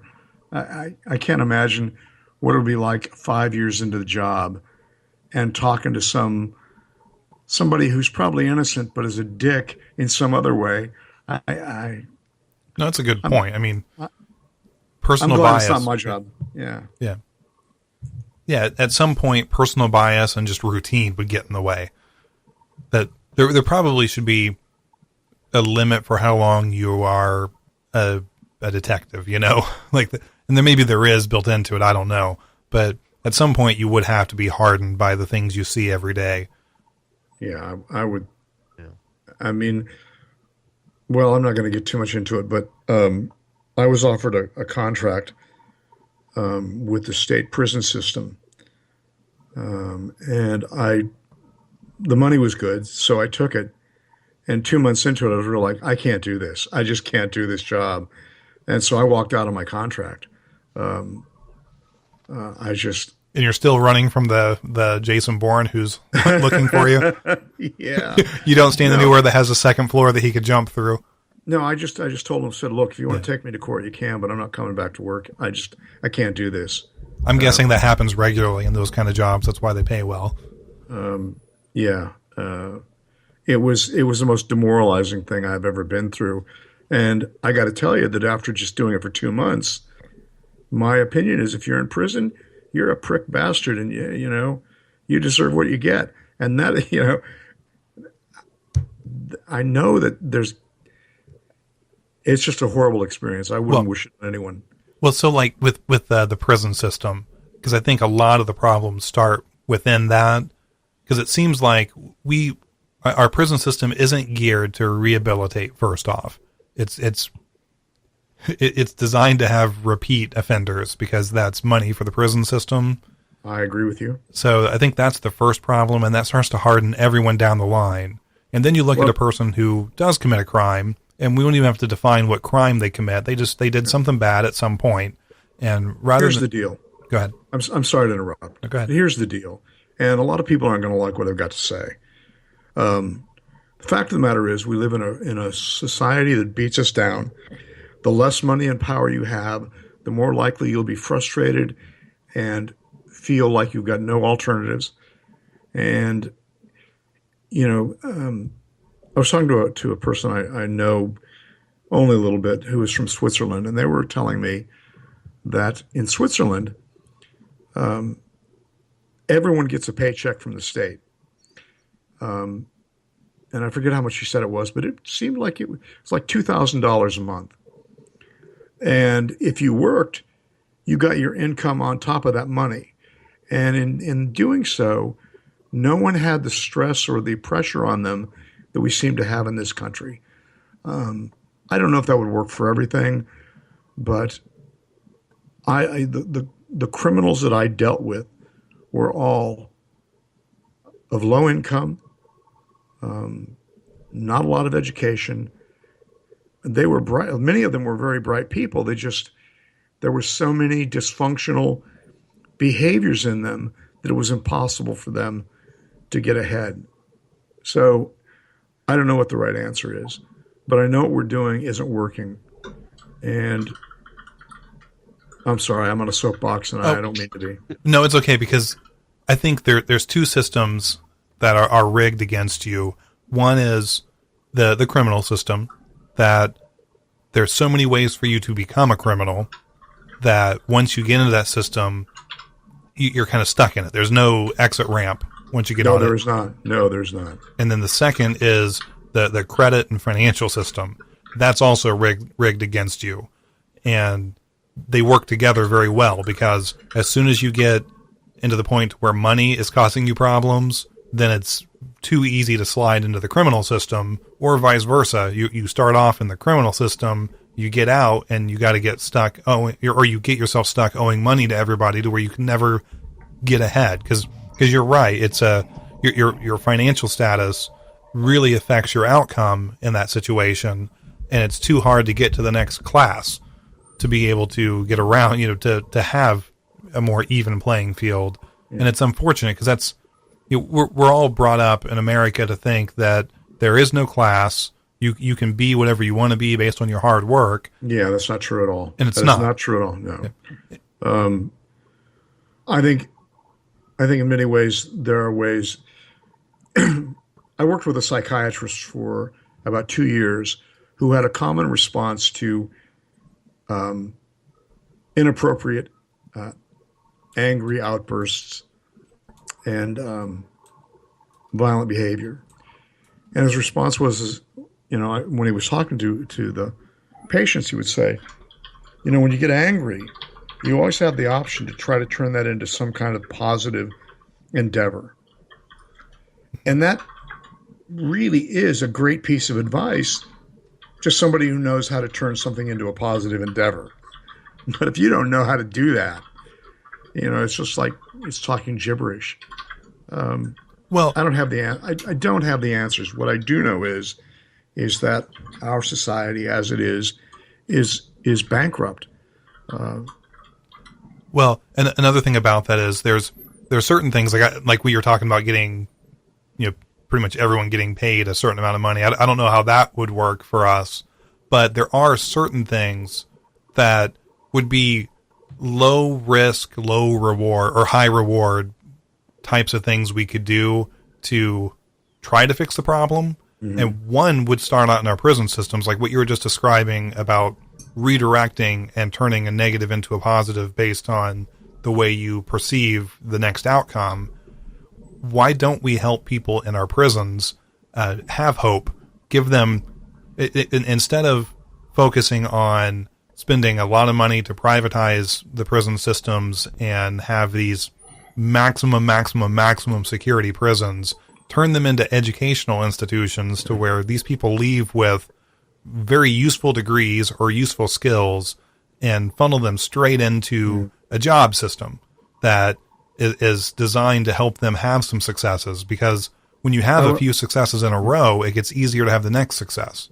I will tell you this. In the state of North Carolina, I would be willing to bet there are a minimum of 10,000 people in prison. Probably a lot more than that. I can guarantee you that it costs a lot more than $2,000 a month to keep them incarcerated.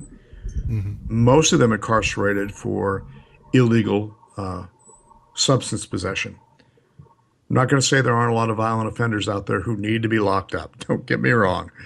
But, Walks at Night just posted $2,000 a month times 320 million. He's right. That is a lot of money. But I don't think anybody looks at how much we're already spending. And we spend on white-collar crime where people don't go to prison. I think we spend something like, I don't know, I want to say 40 or $50 billion a year. Whereas on the crime rate that's in your common street-type crime, we spend less than $7 billion. So I don't know what the answer is. I really don't. But I can tell you what we're doing right now doesn't work. So sorry, go ahead.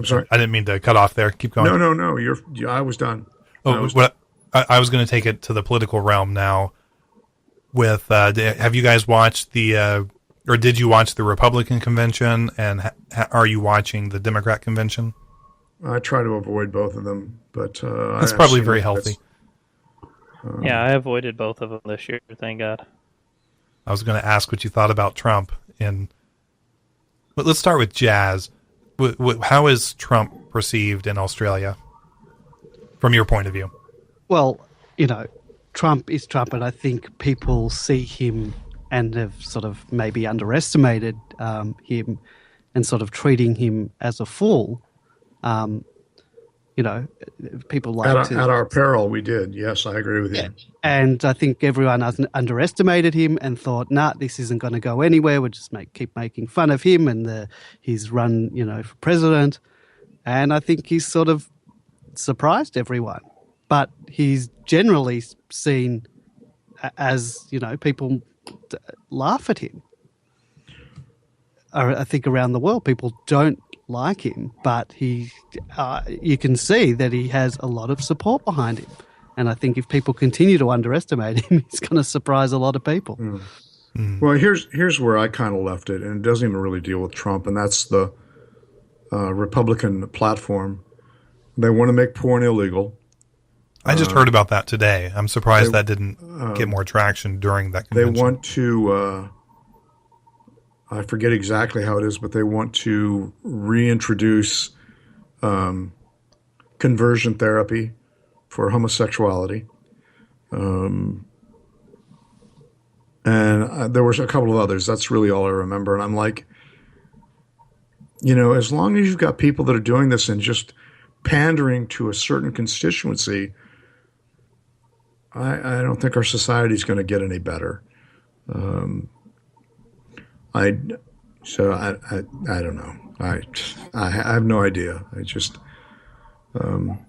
nothing about Trump appeals to me. There But- really needs to be a third party created in the United States. I mean, because obviously there's lots of anger. There's a lot of people who feel like that the government isn't working for them and America is broken and it needs to be fixed and they need to build a wall. And, all the constituents that Trump's platform is talking to, a lot of anger. There needs to be another, the Republicans need to be their own party, and there needs to be another party that I think at least encompasses the Tea Party and the people who are following Trump and all that. Because, I mean, this Republicans are really broken. I mean, they've been hijacked by people on the far, far, far right, Well, can I ask a question I thought of today as I was watching some political stuff, which I've really toned down the amount of politics I pay attention to at this point, especially considering the leaders of both parties don't give me much excitement to want to pay attention to their I would agree with you there. maneuverings.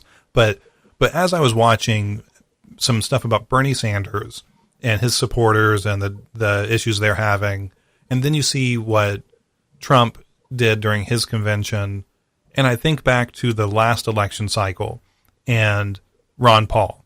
And Ron Paul got laughed out of the Republican Party from the mainstream point of view. He had a lot of people following him, but he didn't get mainstream attention and was treated pretty poorly by the mainstream. For regardless whether you're a fan of him or not, his treatment wasn't the greatest. He wasn't considered a viable candidate by the media, at least. Right. But the Bernie supporters and a lot of the diehard Trump supporters, they all seem to be people who would support him. Like if he were up there saying basically, and I think he was saying basically the same thing that segment of Trump in his speeches was calling to, and Bernie Sanders were too. Why is it that he got left out the way he did then? And why are these two guys able to get a mainstream platform to talk about the same types of stuff he was?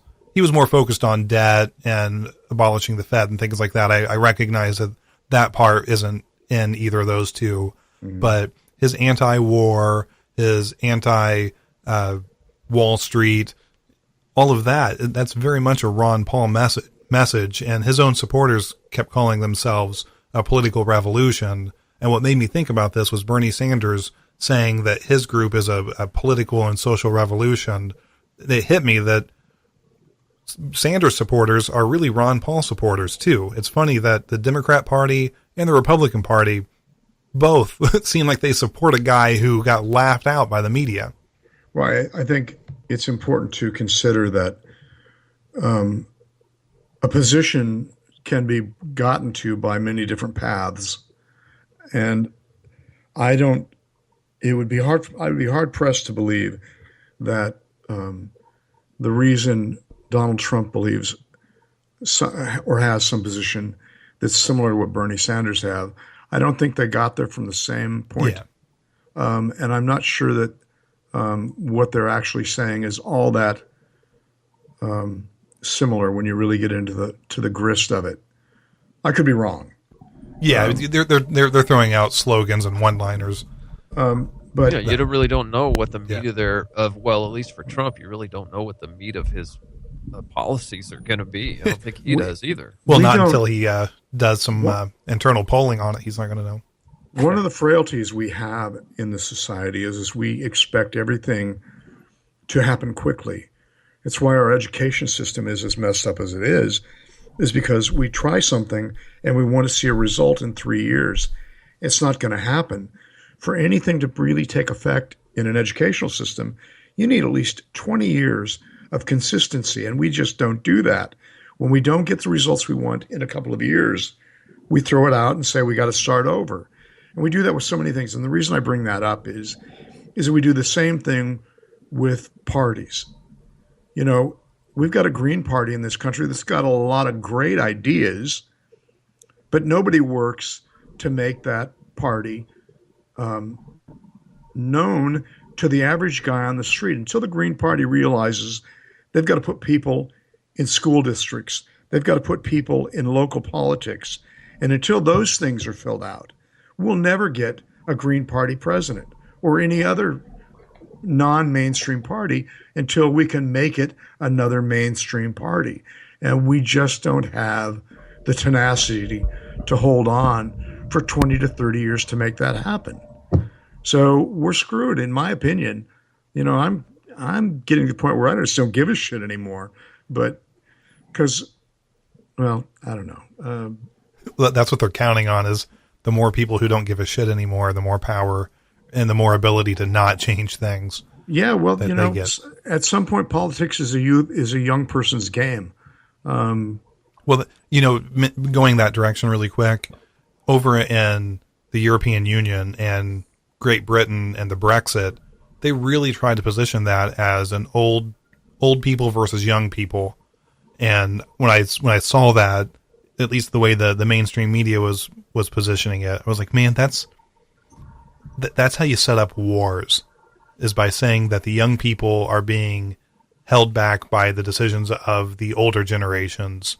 That creates so much division that doesn't need to exist, and it's totally trumped up by the game. Yeah, well, that's just it. Is that people that want to be in power do try to manipulate and divide. It's always been that way. Mm-hmm. And until we've got reasoned voices that can say, look, we might not agree on something, but let's really look at what the direction we're going. Let's look at what's working and what's not working, and try to pull all the divisiveness out of it and see what is positive and what's negative, and try to move it always in a positive vein.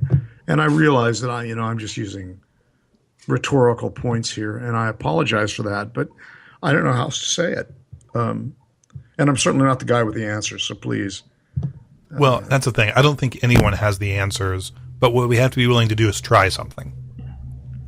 I think that's what we're missing right now, is that we aren't willing to, as a collective society, we're not willing to try something knowing that it might fail on large scale stuff. Here's the fact. How much work do you want to do? I mean, because I can sit here and talk with you all day and we'll get nowhere. But if you want, take your party, pick whatever one you want, other than the two dominant ones. And if that's what you want to happen, then go out there and support a Ron Paul candidate. Go out there and do the door-to-door, set up a phone bank, do those kind of things to instill, some relevancy in your local environment, as opposed to trying to wait and get in on national politics, because you'll always fail. I don't have the energy for it anymore. I don't want to go out and knock on doors. But somebody who's 25, that's probably where you need to go. But, and I don't mean to chastise anyone. It's just that, we always talk about how we need more than two parties, but nobody ever is really willing to do the work. Yeah, what bothers me about this term always gets thrown around for the Republican Party, at least, that they need to have a big tent to bring a lot of people under the tent. And like me politically at this point in my life and for a long time, I don't want to look at any one party and say, I support everything you support. I'm so a la carte when it comes to my political opinions that I don't care what size your tent is. And I'm not going to pick you based on one item. I would much rather see a situation where we have a far more fractured political system. And it seems to me that our party system today, whether you want to be a big tent or not, I got to tell you that I look at the Republican Party and I don't see much of anything that I'm interested in following. And then I look at the Democratic Party and I'm going like, where the fuck did you people go? Because you're just kind of Republican light, in my opinion. I agree. I mean, I understand that many people think I'm too liberal, but I don't care. Spoken like a good liberal there. You don't care. That's good. What's this TPP thing that is being promulgated upon us? If you read into that, it's scary. Mm-hmm. And that's being pushed by the Democrats. I think it's funny, like labels like liberal or conservative, and the way that they're generally positioned as a liberal, and I'm going very, very generality to it, but a liberal wants to use the government to push an agenda, and somehow that's supposed to forget the fact that conservatives and like the platform things you said the Republicans are doing, those aren't trying to use the government to push an agenda too. Yeah. So aren't they both doing the same thing? So that pretty much takes away the stigmatism of one guilty versus as the other. charged. Yeah, guilty as charged. Yeah. I agree. And that's much more politics than I wanted to talk about. I'm terribly sorry. Oh, it's all good. I'm just interested because right now I think politics more than they've been since right in the last 8 years. And even this is different than 8 years ago when Barack Obama ran for president, that had its own cultural significance to it. But this is the first time I really feel like the internet is really involved in our political system. And that's such a shame. Well, I think we've seen with that the internet and the meme world does not add value to our political system. No. And nor does going to Wikipedia and reading for 30 minutes and thinking you understand a political position. It really, say what you will, but there are some people on Belgab that have done a lot of studying, but it's been kind of one-sided. I really think there needs to be a collegial discussion of most every position, and it'll never happen. So what am I? It's just...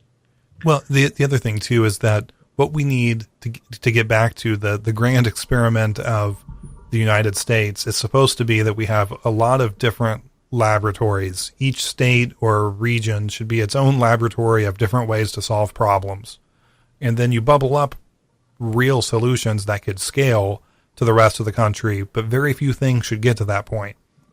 Instead, you have states that are trying whatever way makes sense for that state to solve their problems. And that's not the way we're doing things now. I mean, that definitely has fallen apart.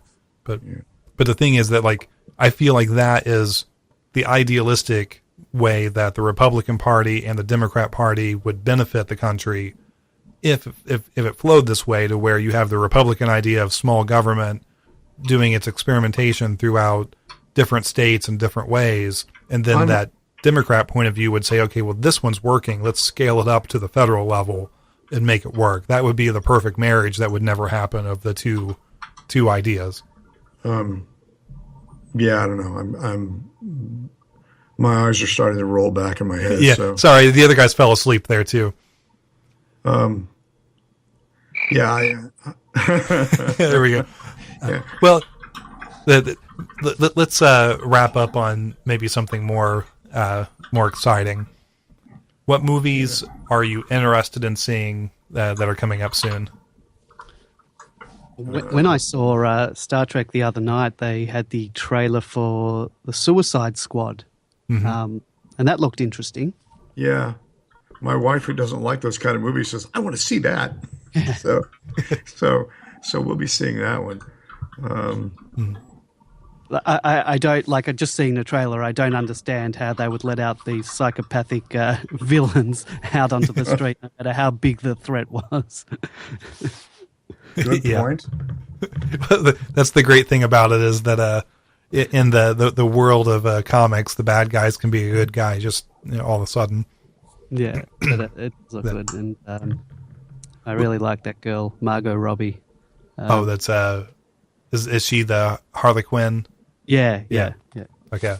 I was listening to maybe it was NPR, and there's some low budget film that was made off of a 2-minute short on YouTube that I kind of want to see, called Lights Out, I think.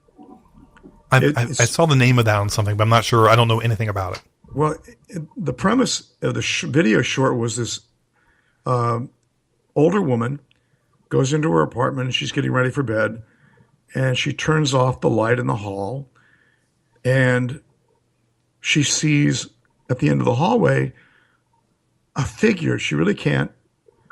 She turns the light back on, it's gone. Turns the light off, there it is.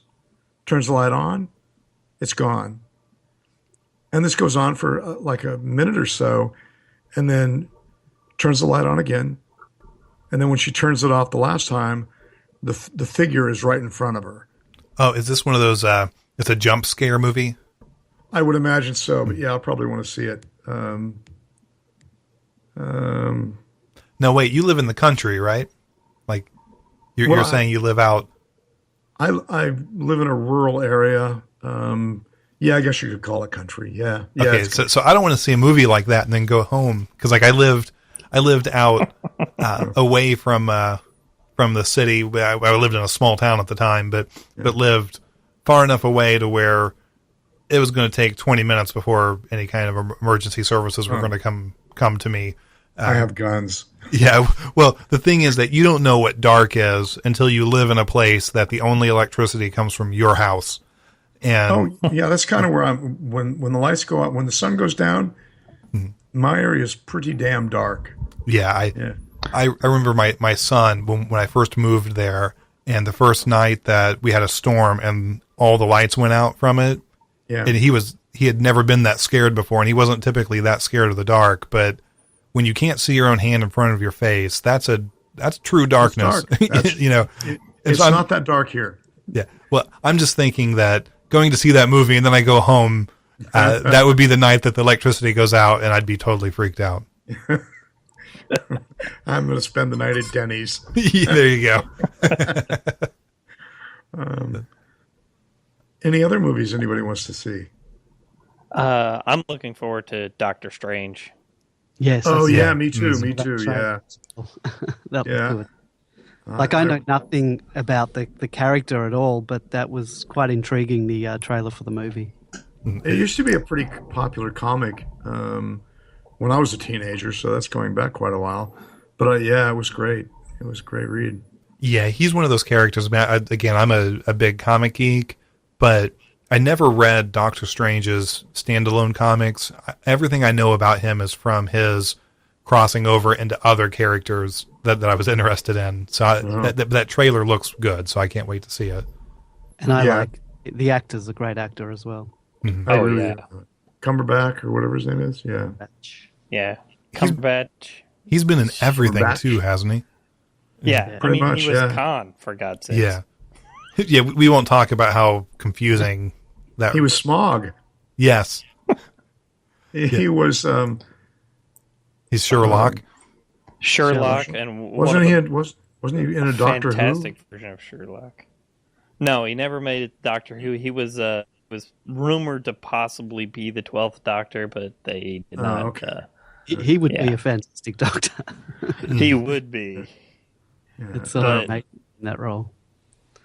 Yeah, he's been. But after he played Sherlock, man, his entire world opened up. So Yeah. Well, you're going to see him and probably Robert Downey Jr., who played the American version of Sherlock in those movies, which I watched the first one and couldn't bring myself to watch the second. But so you're going to have two recent incarnations of Sherlock on screen together, possibly soon. And it's too bad because Downey's not a bad actor. No, he's not. He's. I think can't the think. Go ahead. Go ahead. I was going to say, other than that movie, I haven't seen a bad movie that he's been in.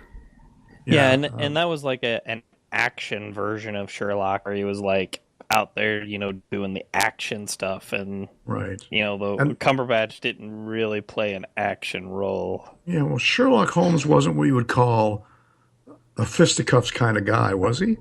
No, No, it was. he was the brains. That was Yeah. it. Right. So. So you really bring him into a realm he didn't need to be in that movie. And that was kind of how I took it, yeah. But I did see both of them. So Well, that was just typical Hollywood thinking. You can't have an intellectual movie without having some fisticuffs. Right. a brainy guy's also got to be a boxer. Yeah. Exactly. Yeah, that was the American Sherlock is the way I like to think of it. And that just tells you it's not as good right off the bat. But the way they sort of tried to marry it together was that he knew where to punch the guy. If I I punch know. him, I was like, what are you doing to us? Yeah. down his kidneys, Yeah. Yeah, well, him and it was Jude Law, right? Played. Yes. Yeah. His, and I like Jude Law a lot. Yeah, well, both of those guys. I'm like, here you got two great actors. This is going to play so well, and then watch it on screen, and it just did not. And then when I saw the trailer for the second one, I'm like, it doesn't look like anything's getting fixed, so I'll skip that movie. You're probably smart. But have you guys seen instead of something new, something that's a little bit older in the last year or two? Have you guys all seen the Mad Max Fury Road? Yeah, I didn't like it. Okay, what did everyone else think? Yeah, I just watched it a couple weeks ago, and I thought it was great. Yeah, I thought it was pretty good, personally. Kind of cheesy at certain times, like the guitarist dude. Like, why would they be using a guy playing guitar hanging on a string to rally the troops or whatever? I didn't know what the hell that was all about, but yeah. Well, since it's a documentary, Jazz, what did you think? I didn't see it. I refuse to see. I'm hardcore the original series. Okay. Well, because I figured those are all documentaries of the Outback, aren't they? Yes. That's why I'm scared to go visit your country, because I just assume that Mel Gibson's going to be standing there waiting for me, and he thinks I'm a bad guy. I would be afraid of Mel Gibson standing there to meet me anywhere. That's true, because if he thinks I'm not like him, I'm in trouble. I really liked the first Mad Max movie because it was dystopian, but it really wasn't science fiction. Yeah. And then the second one went off in a science fiction vein, and that's kind of where I lost interest in it. But well, then again, I like The Road, so those are the kind of movies I like. That was so hard to, like, I haven't watched the movie, but the book, I read that. I read most of it. I stopped reading it because it was creeping into my life. Just, I was depressed. You have to take antidepressants before you go see that movie. Well, really do. I can't imagine seeing the scene of being in the basement of the crazy dude, like reading because that's about the point where I was like, okay, I'm actually getting up in the morning and depressed because I know later in the afternoon I'm going to be reading this book later. Yeah. And I love those kind of books typically, but that one was just, I mean, it was good. I mean, that's why I give it credit for making it was causing me to have a reaction in the real world, but I don't think I can watch that movie. It's very dark, very, very dark. Hey guys, I gotta get ready to get out of here. Yeah, we're gonna call it a night, I think. So, be on the lookout for us next week at the same time, same location. I couldn't talk there; I had to swallow right in the middle of saying that. It was great talking to everybody. It really was. It was good to hear you guys. yeah, that's fun. Yeah, we need more Onan and Eddie Dean and everybody. So, if you guys are around and want to join us next week, then feel free to. All right, we'll give it a go. Cool. Send them some. All right, Have a guys. good night, everybody. Good night, everybody. Yep, night. Thanks for listening to us, guys. Yes, let's see if I can do outro music now. We'll see if it works. Let me know if you guys even hear this. Yeah, I hear we it. got it. Yeah. All right, cool. So, yes, go to wisotechnical.com. Also look for, that's to download episodes. You can go to YouTube and subscribe to our channel there, which is Wisotechnical, and follow us on Twitter, and that way you can keep up on all new things that are happening. Have a good night. Good night, everybody. Good night. All right, see you guys later.